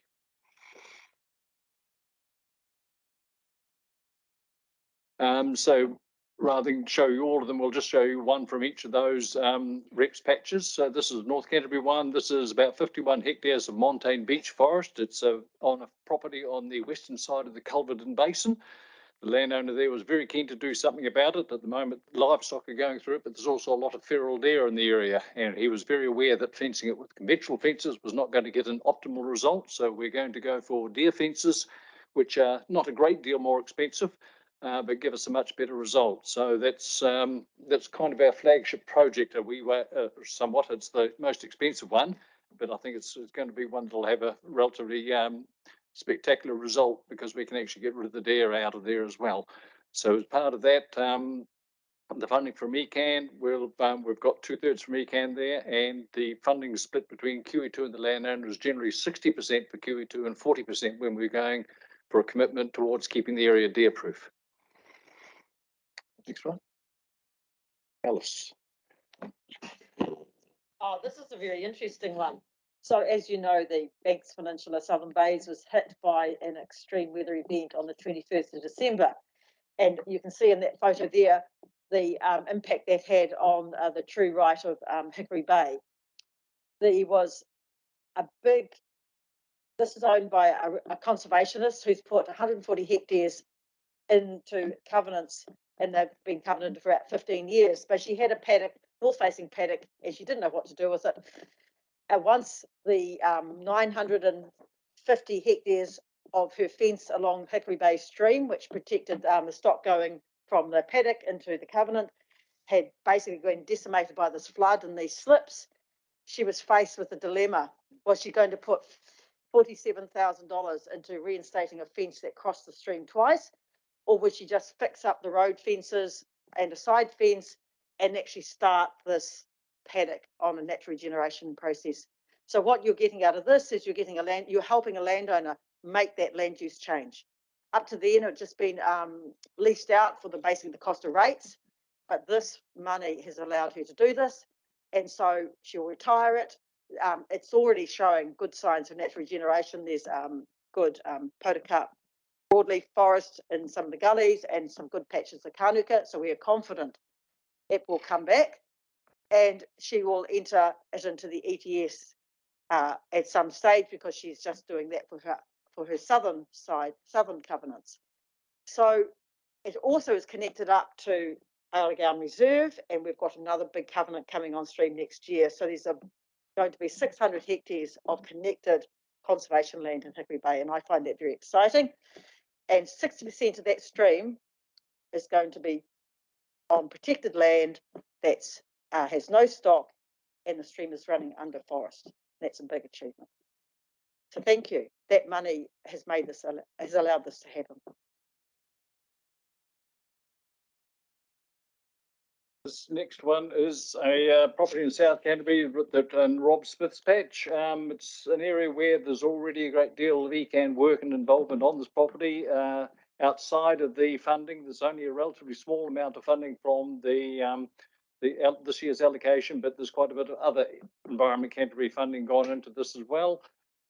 Recognise wetlands of national importance for biodiversity.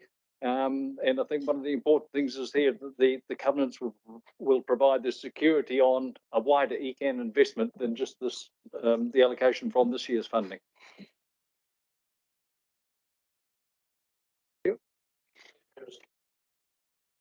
That's beside Lake Tekapo. So one of the things with the covenant is that a covenant document itself is just a piece of paper, but what we're trying to achieve is dual protection in a way. We want protection on the land, something physically that is going to be better for the biodiversity that is there. And the main constraints to biodiversity tend to quite often be herbivory, farm livestock, and sometimes wild animals. So physical protection is the main thing that quite often costs the bulk of the money at the start of the covenanting process.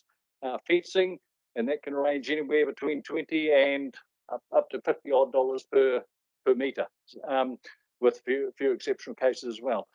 Fencing and weed and pest control. QE2 does not manage covenants, but we help. Where we can, we help the landowner. But the important thing is to try and get a covenant area to a state that the landowner will be able to look after thereafter. So quite often there is funding for pest and weed control at the initiation of a covenant as well. The other side of protection is the legal protection. QE2 has its own Act of Parliament from 1977, by farmers and for farmers in many ways. And that Act established the QE2 Trust as an independent charitable trust. We have the ability to put covenants onto land, which Alex has already spoken about. And those covenants have a number of constraints and obligations on the landowner and on QE2. and that is registered on the title of the land. Therefore, it runs with the land in perpetuity. Thank you. So one of the big things about covenants is the security that they bring. First of all, into feasibility. It's been tested now that the covenants being registered on the title, one cannot buy them out or trade them or anything like that.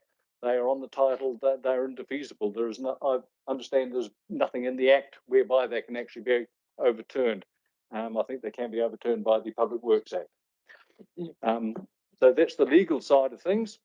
From a management perspective, biennial monitoring, we try to visit covenants on average every couple of years. Sometimes it's more frequent, sometimes it's a little less frequent, depending on the nature of the covenants. And there's that ongoing relationship between QE2 and the landowners. I've been the rep in North Canterbury now for 21 years, and Alice for 12, I think, and we're still meeting people we haven't met before, but a lot of the time it just takes time for people to have confidence to interact with you. The covenant also allows landowners to have access for QE2 support when the area is finally covenanted, while they maintain ownership and management responsibility for the covenant. They have access to QE2 representatives for advice, and where we can, we will give them assistance. QE2 now has something called the Stevenson Fund, which is a contestable fund to provide funding assistance too. So if they have one-off things that are going to cost a bit of extra money, they can always make an application there as well. Thank you. In terms of project engagement, the partnership we have with ECan has been really, really productive. At the moment, QE2 has a very good reputation with landowners. We work with them a lot, and that is an avenue or a conduit for Environment Canterbury to be able to target its funding to the best possible places. Because if we're working with people on private land, we have to have that relationship with those landowners for a start. And the flip side of that always works. From time to time, there are ECan projects where the landowners end up coming to QE2 and getting us involved as well in putting some sort of legal protection on the project. So those close relationships between QE2 representatives and ECan reps are really important. Yep. And value for investments also, I think, got to be stressed that QE2, the model is actually very cost efficient. If we look at the figures for the 2020, 21-22 year, about 940 hectares odd there. If we look at the ECan figure of 400,000 and divide that, that's about $425 per hectare in terms of that ECan investment. There is other investment, there's from ECan as well, with a little bit of SCAR funding and some previous IMS funding tagged to one or two of those projects as well. So ECan may have a little more in those covenants than just that 425. On top of that, of course, you've got the QE2 investment, where we generally match the landowner dollar for dollar with fencing and often contribute to upfront establishment costs and the landowner's own contributions as well. But most of those covenants are going to come in at less than $1,000 per hectare, and that's pretty good value for money. If you look at the alternatives, for instance, land purchase, it's going to cost a great deal more. And of course, once you own land, you have a responsibility for managing it. There's the ongoing cost there. And another alternative is the mass planting option. And certainly on the Canterbury Plains, where there's very little left to protect, then we have to look at mass planting if we're going to bring some of that biodiversity back. The QE2 tends to focus itself much more on protection. So we're working quite often in the hill country where there is more residual vegetation and biodiversity remaining, and looking on protecting what we already have. I think in many ways, I'd just like to stress that, we have a very good partnership relation with ECan at the moment. It's been really productive, and there are a number of covenants that we've got on this year. There are big, really exciting covenants that would not have been possible without the ECan funding.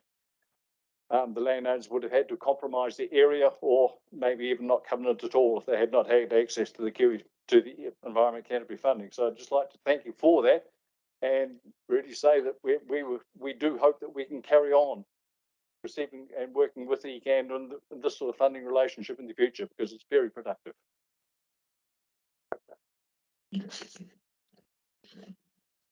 Just close us off, I think.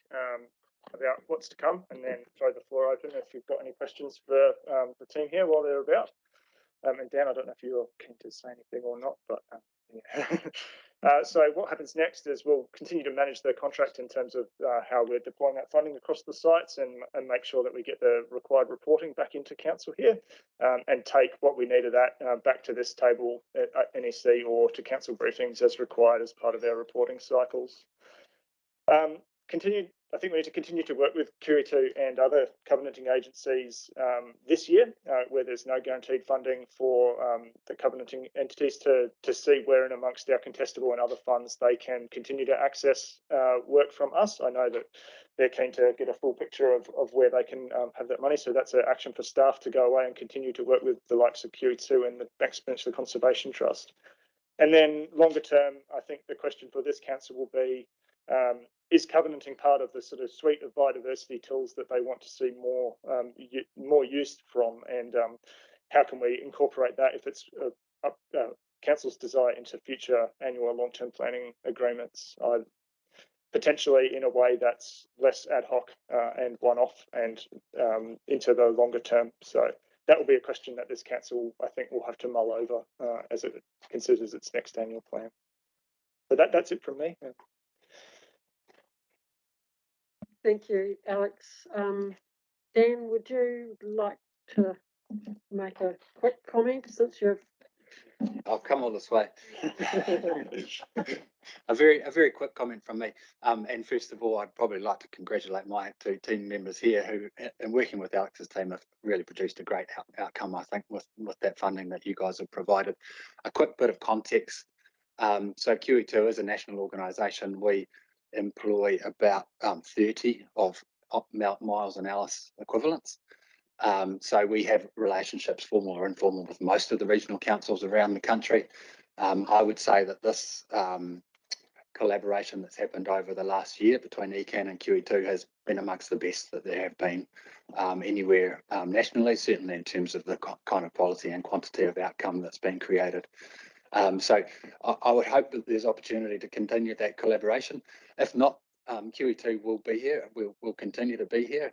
But the scale of some of those examples that Miles and Alice showed to you, as he said, just wouldn't be possible without the assistance, because while QE2 will always be there to front up, and our policy is to match the landowner, as Miles said, the landowner just won't be able to afford half of a 4.5 kilometre defence. It's not feasible. So without that help, a lot of these things won't happen. So I'd like to congratulate you on the wonderful outcomes you've created, and hope that we can continue to collaborate. Yep. Thank you. I've got two questions of clarity. One for the QE2 people, and one maybe for our staff. The first one is, did government identify or has indicated any potential funding, either from the budget or around the biodiversity strategy and NPS, NES that's coming, that QE2 may be able to benefit from? And the second question, can I answer them both now, Alex, because you can probably do the other one, is just noting that we have set up a philanthropic fund here in Canterbury, and is that an opportunity that we could perhaps use some of those funds, should they be not tagged to specific, but for the sort of covenanting or biodiversity protection work? Off the top of my head, I don't know exactly what's come out of the budget that QE2 might be able to get their hands into, but I know that they've received a lot of Jobs for Nature funding in the current round, and there are some implementation budgets attached to some of the work that the Ministry for Environment's doing in the space, Indigenous biodiversity space, but I believe those are allocated to other elements at the moment, regional coordinator roles, for example, rather than specifically for QE2. And I don't know if you get an endowment from, do you get anything? No. Yeah, so the answer to the first question is probably no. The second question was about, oh, sorry, can you please refresh my memory? It was just the fact that we've now got a philanthropic fund set up. We hope that it's going to get lots of interest. So my understanding of that fund is we provided the seed money in year one and for the coming 2 years to manage the administration of that fund, and that its goal will be to accrue more funding using that as a baseline.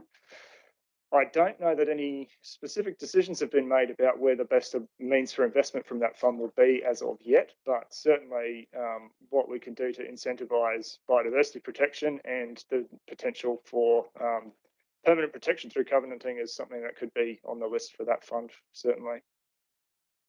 I've got quite a few questions here. So I've got Councillor Scott, Councillor Pauling, Sunkel, and then Clearwater and Southworth. Thank you. Mine's also a question of clarity. When you were talking about Banks Peninsula and the lady and putting the fences up, you made a point that she was going to enter into the ETS possibly when you've got some more development. The benefit from ETS, is that with the landowner or does QE2 get benefit? Oh no, the benefit from the emission trading scheme, the units are earned by the landowner on the amount of carbon, and when you're starting off with a small kanuka, it will take a long time to get any reasonable funding. And so this seed funding to put the fences in to keep stock out, and that enables that to start. And of course, there is a national and global benefit to this as well. Quite a few covenant documents now, Dave, have a clause in that whereby the landowner retains the right to any carbon benefits on the land, but we regard that if we are sequestering carbon, you're probably also sequestering biodiversity. It's a win-win. Thank you. We'll go to Councillor Sunkel next. Councillor Pauling's asked to be one of the last speakers. So. Thank you very much for the presentation. I understand there is I guess a shortfall in funding, or there are more requests for covenanting projects than there is maybe monies available. And whilst we've provided the monies we have, we've I guess had a bit of a debate about what we might do in the future or how we may address such things. Are you in that position of being challenged by more applications and funding available? Yes. That's a very short answer. Essentially, the demand for covenanting across the country is high, and in some areas more than others. But essentially, we're prioritising people's applications, and in some cases, in some parts of the country, where people are going on a waiting list to get access to their local rep. So, I guess when you've got the amount of support that the likes of ECan is providing, we would prioritise this kind of relationship because we can get more done with our limited funds. So, I mean, that's why the support is always gratefully accepted by us, because A, you will make a project affordable to a landowner, and B, it means that our limited funds can spread further, essentially. And if I could just have a follow-up, I guess in covenanting, in my mind, generally we're protecting what is, or providing an opportunity to regrow, as opposed to the challenge of the plains where we may not have any biodiversity. Do you have a view as to which way we should be concentrating, or where you view the concentration should be, restoration or planting of I guess barren landscapes? I'm getting hard looks from my regional representatives, but I did note the words in your regional biodiversity strategy, and I guess from a QE2 philosophical perspective, the efficacy and efficiency of protecting what's already there doesn't compare to regenerating something from scratch. So where you've got the choice of regenerating versus protecting, protecting always makes more economic sense. Having said that, and I'm not really familiar with the context, but in places where there's very little to protect and you want to restore some of the original ecology types, then you don't really have much choice about that. And how you would choose to split your resources between those two opportunities, I guess, is a judgment call for you guys. But in terms of bang for buck, there's no question you protect what's there. Councillor Farm.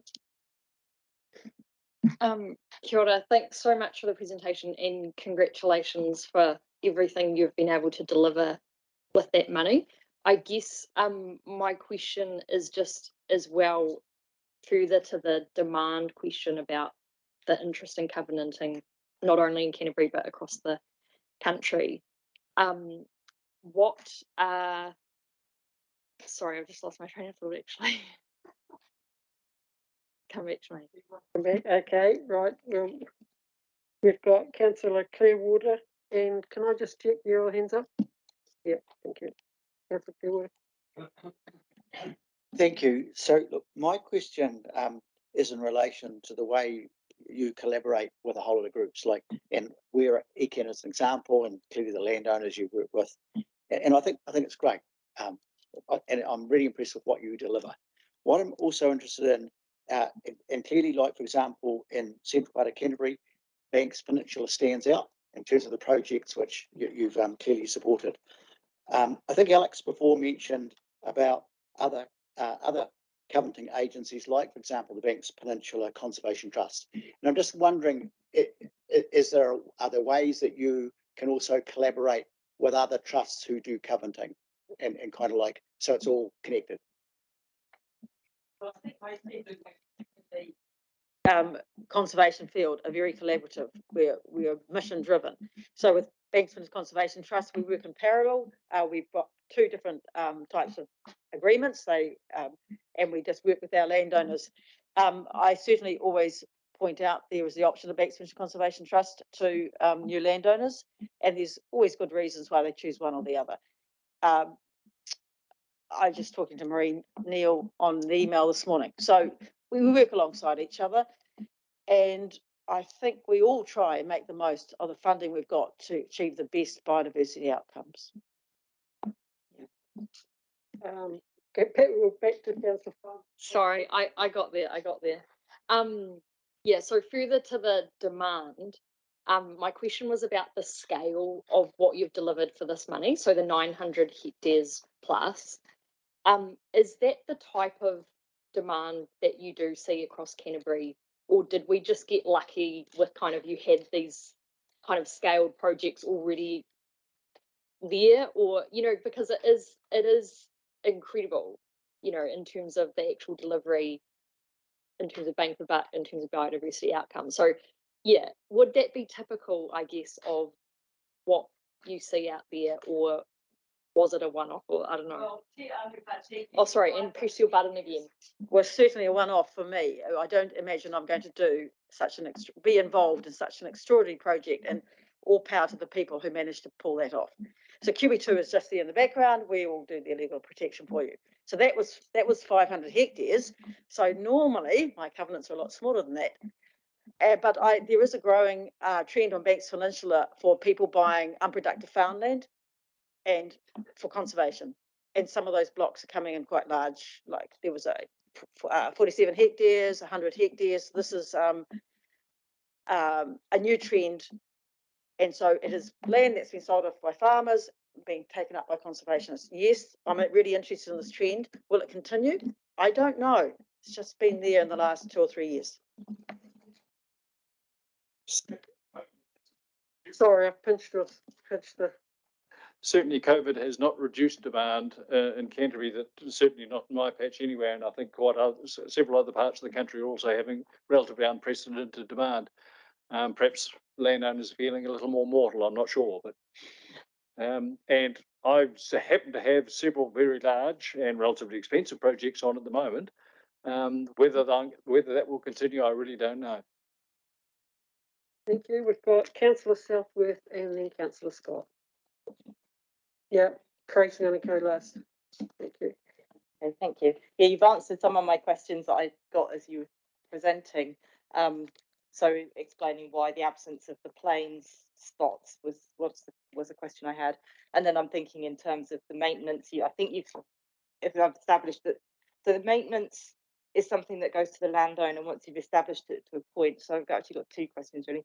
So on that question, do you have some sort of, do you go back and check every so often that the places that the covenant is being maintained at a sufficient standard to maintain those high ecological values, that it is actually doing what it was expected to do? That's the first question. So yes, that is our routine monitoring system. That's generally biennial. As part of that, we check the fences, we check the any special plants that there may be in those sorts of areas, and the general compliance with the terms and conditions of the covenant. I'm not sure what the percentages in terms of compliance are. We used to have a pie chart of that, but it's relatively high. And part of the reason that we visit landowners on a regular basis is to maintain that rapport so that they know that we're coming, but also that they feel, I suppose, morally obliged to do the right thing. And then the other question, there's sort of concentrated sites in this. This is, I mean, there's quite a concentration on Banks Peninsula and then up in the high country. Do you look at, you've got a list that's perhaps bigger than what you can deliver in the year? When you came to this, you had an opportunity of a number of sites. Have those sites been selected purely on which ones will give the highest biodiversity value, or do you take a slightly strategic approach where you're actually looking at a degree of distribution so that there's a understanding of what you do, and North Canterbury doesn't feel left out from South Canterbury getting all your focus, or how do you do it? Is it purely scientific and driven that way, or is there more to it than that? Demand driven. We wait for people to approach us. We do not, in QE2, we do not approach people. It's their land and they have to maintain that covenant. So we're there as a service for those people who really do want to protect something special in the long term.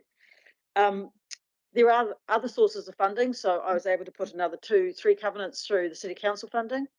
I think one had both City Council and ECan because the landowner wasn't able to put that much in themselves. We do screening, Miles and I, so we make sure that whatever we're putting up will meet at least one of the national policy statements set up for private land conservation. And most people, everything we see is really good. So if we can't do it this year, we'll do it in the next couple of years. I'll add as well that when we started the process working with the field reps and co, we were quite clear from our organisational perspective that we did want to see a bit of a regional spread in the allocation of that funding because it was general rate funded. So it was quite important to make sure that we weren't over-representing one area. If I could just add, and it goes a little bit to the monitoring question as well, but you can see in the explanations there's a balance of biodiversity, quality and quantity against landowner eagerness and enthusiasm and capability. So those things are weighed up. And similarly with that monitoring question, the term monitoring suggests that what we're doing is an objective assessment only of fences and biodiversity and such like, but in my mind, that's equally important to be a relationship visit. So these guys are trying to maintain the enthusiasm and the motivation levels of the landowner because, as you pointed out, they are the ones with the ultimate responsibility for maintaining the covenant. I would also like to just add that in terms of compliance, essentially our compliance is asking the covenant to do things that are realistically possible for them to achieve. And I would note there are some things in the environment that are not realistically controllable or manageable by an individual covenantor. And probably, an example of that right now is ruminant feral animals, where if they're moving around the landscape, it would be kind of unrealistic for Miles or Alice to expect a single covenantor to keep their covenant entirely goat free, say, if they're rife or wallaby free, say, if they're rife in the landscape, it's just not realistic. So some things are kind of beyond the level of management that an individual landowner can provide. Thank you. Craig, is yours a question of clarity or would you prefer to speak in the discussion? It's sort of a bit of both, actually, Claire, so up to you. What do you want me to do? Go now. Yeah, it is a question. Well, first of all, nei te mihi ki a koutou, Dan, Miles, Alice, nei te mihi mō tō koutou mahi i pāna te kaupapa hei whakahauanga nā taonga o te whenua o te Pākihi whakatikitiko o Waitaha, so tēnā koutou. Tēnā koutou mai te tai Pōtini, so hello from the West Coast. Sorry I can't be there in person today, but first of all, I just want to thank you for your amazing work and the great spread of projects that you've supported across the region and the diverse outcomes that are trying to be sought through the different projects. So thank you so much. And of course, I know that we were able to utilise the funding that came from a new program that Environment Canterbury created in the last term called Mururako. So I'm really proud that that money's been able to come from that program and go to such great uses. And like Councillor Mackay said, the philanthropic fund that we've created as well also came from that funding, and trying to try something different to bring different funding and more funding to groups like yourselves and to great work that you do. I did have a question about Banks Project Conservation Trust as well, but you've answered that. One thing I'm really interested in is, yeah, so I've got two questions. One is, what is the single biggest assistance that you can have? Is it just money, or the other things that you could, a council like ours could give you assistance in? So that's one question. And secondly, I'm really interested in totally understand that obviously from the looks of this, the money that we gave you, fencing is the #1 sort of defence and protection for these remnants. But I'm really interested in the next stage of that in terms of sort of enhancement, the word enhancement, either planting or pest control, and how much of that you believe is necessary, or is that something that you get other groups, or you think other groups should kick in after you do that protection work with the landowners? So two questions there. Certainly, when I started my job, one of the first covenanters that I met told me that he hoped I liked killing things, which I questioned. He said, well, Conservation New Zealand's all about killing pests and weeds. And he's 20 years experience, he's dead right. So managing pests and weeds is a large part of covenant management. And it can be onerous for some covenantors. It can be relatively simple for others. Depends on scale, depends on location. We have it much easier down here in Canterbury than a lot of our North Island colleagues. That's one thing. Good frost does a lot of good for us. But pest and weed control is certainly the #1 thing that we tend to be looking at in the long run, in terms of that's the main threat to a lot of these covenant areas, because benevolent neglect will quite often lead to areas just declining slowly unless we actually do something, practical intervention. And in terms of that, it's time, and time generally means money. Someone's got to pay for it. So yeah, it's one of those things. I just spent a lot of time up in Kaikoura recently, helping organise some old man's bear control, but it's been hugely beneficial having that, and that was also funded through a separate stream through the biosecurity section here at ECan. I have benefited from your science team. I've had 2 small wetlands down in Ashburton, and I got Phil Grove down to make sure that it was sustainable, and I got him down for another one as well. So that is very helpful. I've had Jason Butt out of your regional wetland officer out to look at something on Banks Peninsula to see if it qualified for his funding, and also to get advice. So your science team, yep. And of course, we've got your biodiversity officers, and we just work alongside them. Like, I'm on the phone to them all the time, sharing information, just checking things out, making sure that we're shaping a covenant for sustainability and long-term ease of maintenance. So yeah, no, it's a real partnership. I enjoy working with the biodiversity officers.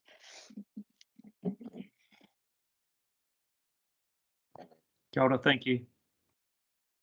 Sorry, Craig, you're not going to be last because Councillor Edge has come in. All good. Is this a clarity question, Grant, or a discussion? No, well, it is a clarity question, really. Okay, there you go. It might lead into a discussion. Thanks very much, Miles, for your conversation there. Just a query that I've got. There are large tracts of Indigenous vegetation in North Canterbury on various farms, and I visited one last year that the landowner was keen to look after. One of the issues and the problems they've got is the loss of old podocarps as seed sources. Does your covenant and your assistance to the landowner allow for perhaps seeding podocarps within the conservation area? It's certainly possible. We always look at the existing values, and in Canterbury we're dealing nearly always with secondary vegetation because most of Canterbury has been burnt or somehow damaged at some stage in the last 700 or 800 years. But that said, it's remarkable what can come up from residual seed or through birds or through natural process if one simply has the patience to allow it to happen. But there are places that are particularly isolated where where you think, well, we'll be much better, and we can guarantee that, say, Matai and Totara used to grow here, but there's no longer any local seed sources. So the covenant document actually has a clause that allows the landowners to plant species from the local ecological district if they are missing, to actually enrich that and try and bring back to something a little bit closer to what it used to be. But that planting tends to be a relatively minor component of covenant management. In most cases, we're very happy with the covenant in their existing state, but it can be useful. Especially in relation to threatened plants. For instance, just a couple of months ago, I planted a little thing called limestone wheatgrass in a limestone covenant in the Scargill Valley. It's a very It just looks like grass. Yeah, a very uninteresting looking plant, but it's very rare. And this particular covenant had obviously been, if it had it in the past, it was ecologically quite correct. But if it was there, it had gone. But given that it was so rare in other places, we put a little bit there as a conservation insurance, should we call it? So it can be done. Yeah. Thank you. Thank you. We'll have one last one here. How to piss off the chairman is to stick in a late question. And I've got two late questions. Well, one is what sort of a challenge does succession and land ownership change have for you guys in terms of enthusing the new owners or the new generation to engage with the concept of the QE2 Trust? And the second is really, Miles and Alice, is going back to Alice, you're covenanting on the Hickory Bay, what is past year, and Miles, your comment about benign neglect not being necessarily the right management tool for getting the right conservation outcomes. I just wonder, I mean, I thought that Hickory Bay covenant was an interesting one for exactly those comments that Miles made, really, because that's going to need a lot of management over a large number of years, and how you might ensure that that is done properly rather than it just reverts to weeds, with a vague hope, presumably, that native bush will come through the weeds. Ian, you should come out with me to have a look. I don't think it's going to be that bad. It's not that weedy, that valley. I've already talked to Banksman's Conservation Trust and Doc. We've got banana passion fruit in there. We've already got a kind of a team approach to knocking it all out. We have a slope next door that has come back nicely over 15 years. So it depends on your time frame. The very good gorse control in that whole valley. So I don't think it will become too gorsey, but yes, gorse will be part of it. And that's the best way of getting natural vegetation back on Banks Peninsula. It's 30 years from the time you see the first gorse seedling come up, and you just have to look at yellow flowers for a while. But there's also a lot of kaunika in that paddock. That's why we looked at it. And I certainly didn't take it on lightly. I was thinking about doing a planting program, but when I walked over it, I realized all that planting would be subsumed in natural regeneration very quickly. An interesting one. Can I just start on the succession planning, Ian? Miles made the point about indefeasibility, and the reason he can say that is because we have tested QE2 covenants in court, and right the way through to Court of Appeal, and they're pretty robust. But what that suggests to you is that sometimes we have to do some enforcement. So that's rare, I would say, in less than I don't know, 0.1% of covenants, are we actually taking things through to that sort of enforcement level? Because these guys do such a good job on the relationship management. But when we do have to do some enforcement, it is inevitably not it's not the person who put the covenant on the place that's the problem. It's someone who's either bought it or sometimes a successional, intergenerational thing. And your efforts in terms of getting willing, but not necessarily up to speed, landowners or next generations to show the same enthusiasm for the maintenance of the QE2 covenants. Yeah. Last week I went out to a covenant and the person who's bought it specifically because it had a covenant as well as a nice house. They rang me while they were still engaged with the real estate agent. I was able to send them information and the covenant document.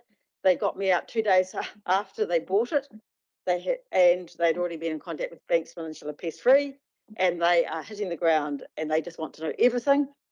And it's all very exciting, and they'll keep it up to the same standard or even better than the previous owner.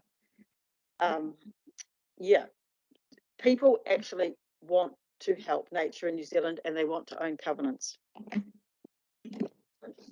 Just to add to that, I guess a little anecdote, Ian, is once upon a time, a rural real estate agent would not disclose that there was a QE2 covenant in their advertisement because it was seen as a liability.